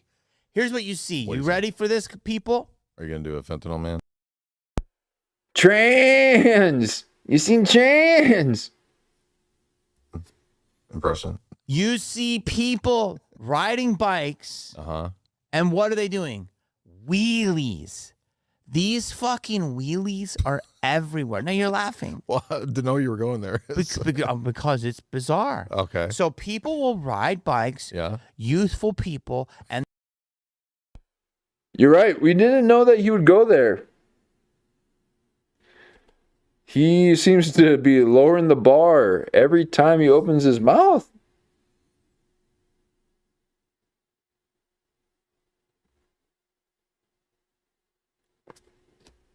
they'll do wheelies on sidewalks, and they'll live stream it. How long can I do a wheelie? And they'll do a wheelie through groups of people. You're walking down, there's wheelies. And then what else do you see? Groups of motorcycles, dirt bikes, ATVs, huge groups just come down Melrose and just fucking blow the lights, and you can't stop them. I'm talking hundreds of people. I saw on Hollywood Boulevard last week. Blow the lights? Making some strange noise and blowing the lights?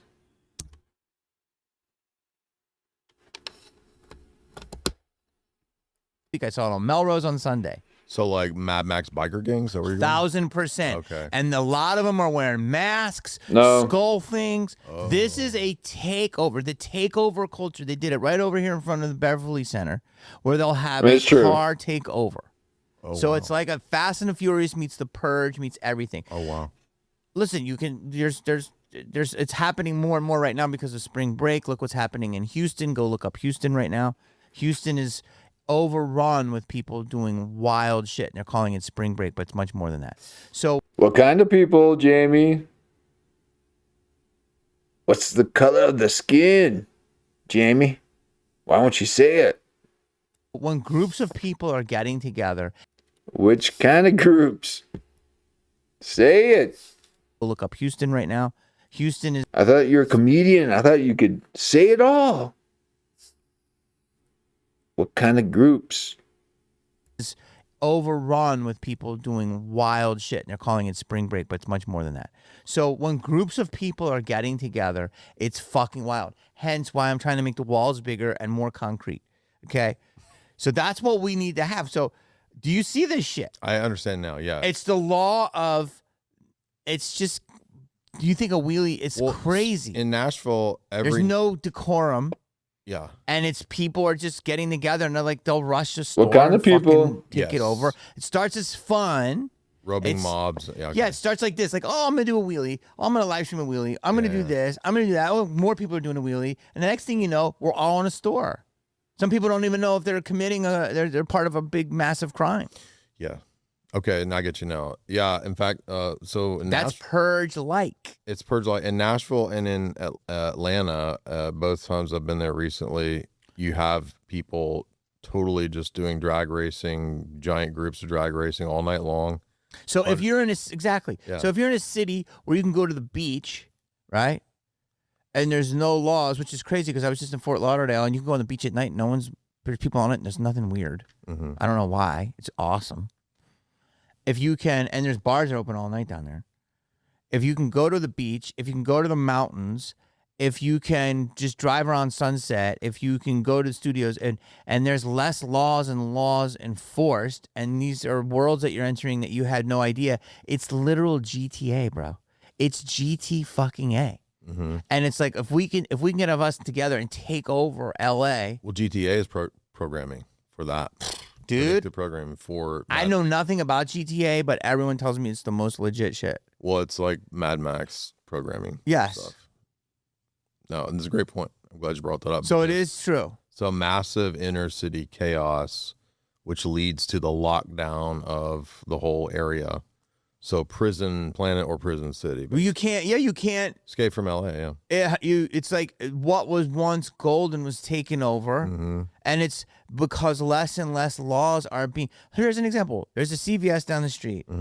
Cute woman was running it. A young Mexican chick. I don't know why I'm saying that. I'm trying to paint the picture. And this lady walks out. No, you didn't paint the picture with the kind of people that were causing all the chaos. Jamie Kennedy. I'm just going to tell you all the facts. Tall, skinny, black chick. Young Mexican chick. Muscular black dude guard. Me in there. Getting Bix in an old bag. Getting Metamucil. And she goes, hey, don't come back here today. Don't come back here today. And I'm like, what's up? She's like, second time she got it today. And this chick was, walking out with shorts. Didn't even look that much like a meth head. Just a skinny black chick walking down in flip-flops, grab some shit. Security guard's like, she's like, should we do it? She's like, no, just make sure she doesn't get in here again. So I'm painting the picture for you right outside of Hollywood, of a normal CVS. I'm buying my Oh, yes, stuff. I can see it now. Because I should. Okay. This woman was in there twice. The guard, they were like, what should we do? And they're like, they know they're not going to be prosecuted. Yeah. They really wanted to prosecute her. So breakdown of law and order. 1,000%. Defund the police. I'm not mad that I paid. I'm mad that these people weren't empowered. They don't have enough backup. And that's just the people just walking. So if that's happening, bro, that's death by 1,000 Bics. You dig? But they want that to have the excuse. The next thing you know, you're bleeding the fuck out. But it starts like that, bro. Yeah. Do you know the phrase? Little things, yep. Give a moose a muffin. Do you know what that means? No. What is he on? You don't know this stuff, and you think to me stuff. Give a moose a muffin. This is where we're at. And my old manager told me this, and give a moose a muffin. You're sitting here like this, right here. Moose knocks on your door. Yo. He's getting high on his mentor position. Yo, it's cold. Can I come in? Yo, God, Moose, I'm sorry. It's cold for you. You're a moose. Is Moose a black dude? Moose goes, it's cold, bro. And I'm like, okay. So the moose is standing there, and he's looking at me in my living room. I have this chair. I'm lucky. So what do? I go down, and I get up and say, Moose, make yourself comfortable. And I let him sit in the chair. Okay. Moose is sitting there. I'm like, are you thirsty? And Moose is like, well, is that too much? He's like, I don't have some water. Give the moose some water. Moose is sitting there. I'm like, hey, Moose, after an hour, can I sit there? And he's like, no, I'm still sore. I'm like, are you hungry? Boom. You give the moose a muffin. And the moose is like, this is for me. I'm like, yeah, wow, this is great. And the moose is eating the muffin. So the moose is in your house. He's warm. He already has water. Now he's got a muffin. So you come back 2 hours later, like, all right, Moose, you feel good? Like, you're like, I know. See what I'm saying? Yeah, take over. Skipping ahead, some of this stuff is like, oof, man. But he's still giving looks like that. Like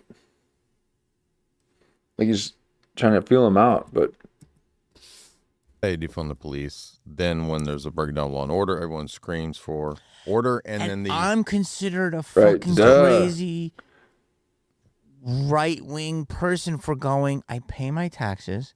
My credit is above 8. yeah, he's painting these pictures. Like,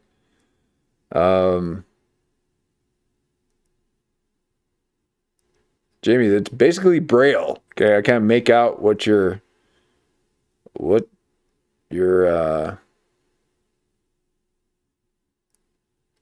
displaying. Okay. 800. Yes, I'm very fortunate in life, but I've worked very fucking hard. Within that, there is some luck, but there's a lot of other things that happened. Mm-hmm. And I believe in law and order. They make their coffee, but it just happens to work. And they make little muffins. for mooses. Yeah, but I buy it. See how that happens? Okay. Yeah. So in other words, the lesbians are the moose in the story. No, the lesbians aren't mooses. I'm joking, dude. Don't take that the wrong way. Well, you said they had a muffin. So Let's look at your. They do have a muffin. Let's look at your book really quick. It's 1,000 degrees. What are we looking at? we're looking at. Let me put my elderly B-Ride outfit glasses on, representing the elderly today. So this is your Push it new down book. even further This is now. part 3 to this trilogy. This is a capstone of 3, over 1,000 pages total. All 3. Let me see your book. The small trickle of audience that buys my book. Yeah. You should buy his shit. It's highly knowledgeable. Thank you. A lot of Wow. Hereditary and Misnomer? Give an example of what are they? Are they CIA? Well, that was Human Sacrifice. I didn't see it. Both films are basically human sacrifice. So yeah, like I covered a lot of movies in that I didn't cover before. So we do the first 80 pages like Marvel crap, which I'm not a huge Marvel fan, but people were saying, when are you going to cover all the Marvel stuff? So we did that. And then we did B movies. We did Oh yeah. a lot of the stuff We that just we've talked already about been B talking movies. about in this podcast today. So it's all that. Is Scream in here? I might have referenced it, but I didn't. We get a clean bill of health. We're just a movie. Well, they're not all bad. I mean, there's a lot So of this is different things. basically the nutshell of this is predictive programming, revelation of the method. all of that. But are everyone who's making the movie aware of it? No. So some people are just making a movie. Yeah, sure. So even if the person created the movie from their mind, it doesn't mean they're CIA controlled, or Right. does that mean they're being fed the information Could be either one, but through the? It's like an idea may not be an idea; it may be fed to you, you're right. Yeah. which I believe also. Yeah. This isn't crazy By anymore, who? guys. Roger Avery Fed. just did a giant interview. saying Roger this is Avery true. wrote one of the greatest movies ever. Co-wrote Pulp Fiction, one of the Right. greatest movies ever. I don't think there's any CIA in that. It's just an It's a amazing great story. Yeah. movie that you've never seen how a movie was made like that before and since. And so he was the co-creator of that, and he is straight up just ripping off the Band-Aid. And so, and you're just coasting. I never would have thought that somebody like that would literally say predictive programming. By the way, you think you would do this pod? I hope so. It's really hot. Dude, I love you, man. Thank you. I love You're you too, bro. awesome. Thank you for coming. This was one of the funnest podcasts. Did you have I've done. fun? I was dying laughing. Do an impression on the way out, then I'll do one. That's you. You think that's me? That's your laugh. Come on. That's your laugh. Dude. Okay, so I didn't grind it enough, but it was close. Or do your best impression. It doesn't have to be of me. Well, if I'm going to do a film, I like to put a little piece of bone All inside right, of folks. my jacket. And for me, that's called neo-shamanic. That was our acting. stream. All right, that's Nick Cage. Thank you for joining. It's pretty good. Okay, thank you. All right, wait. We hope that Jamie Kennedy can visit you in the nightscape, in the dream realms. I too would want to meet Jamie Kennedy in the dream realms. But thank you for joining us. We'll be back at it. Okay, we go on most evenings and we take a look at these comedians, these podcasters, through a satirical lens. So join us, like and subscribe. Chat, you guys are great. Join the chat, folks. Okay. It was their first time at some point, and they're sticking around. Okay, my analytics are saying, "Ooh, you got a community here." So thank you for sticking around. I really appreciate it. It means the world. But it's upside down, so you can have it back. No, but please. Come on back. Join us again. Appreciate it. We'll do it again.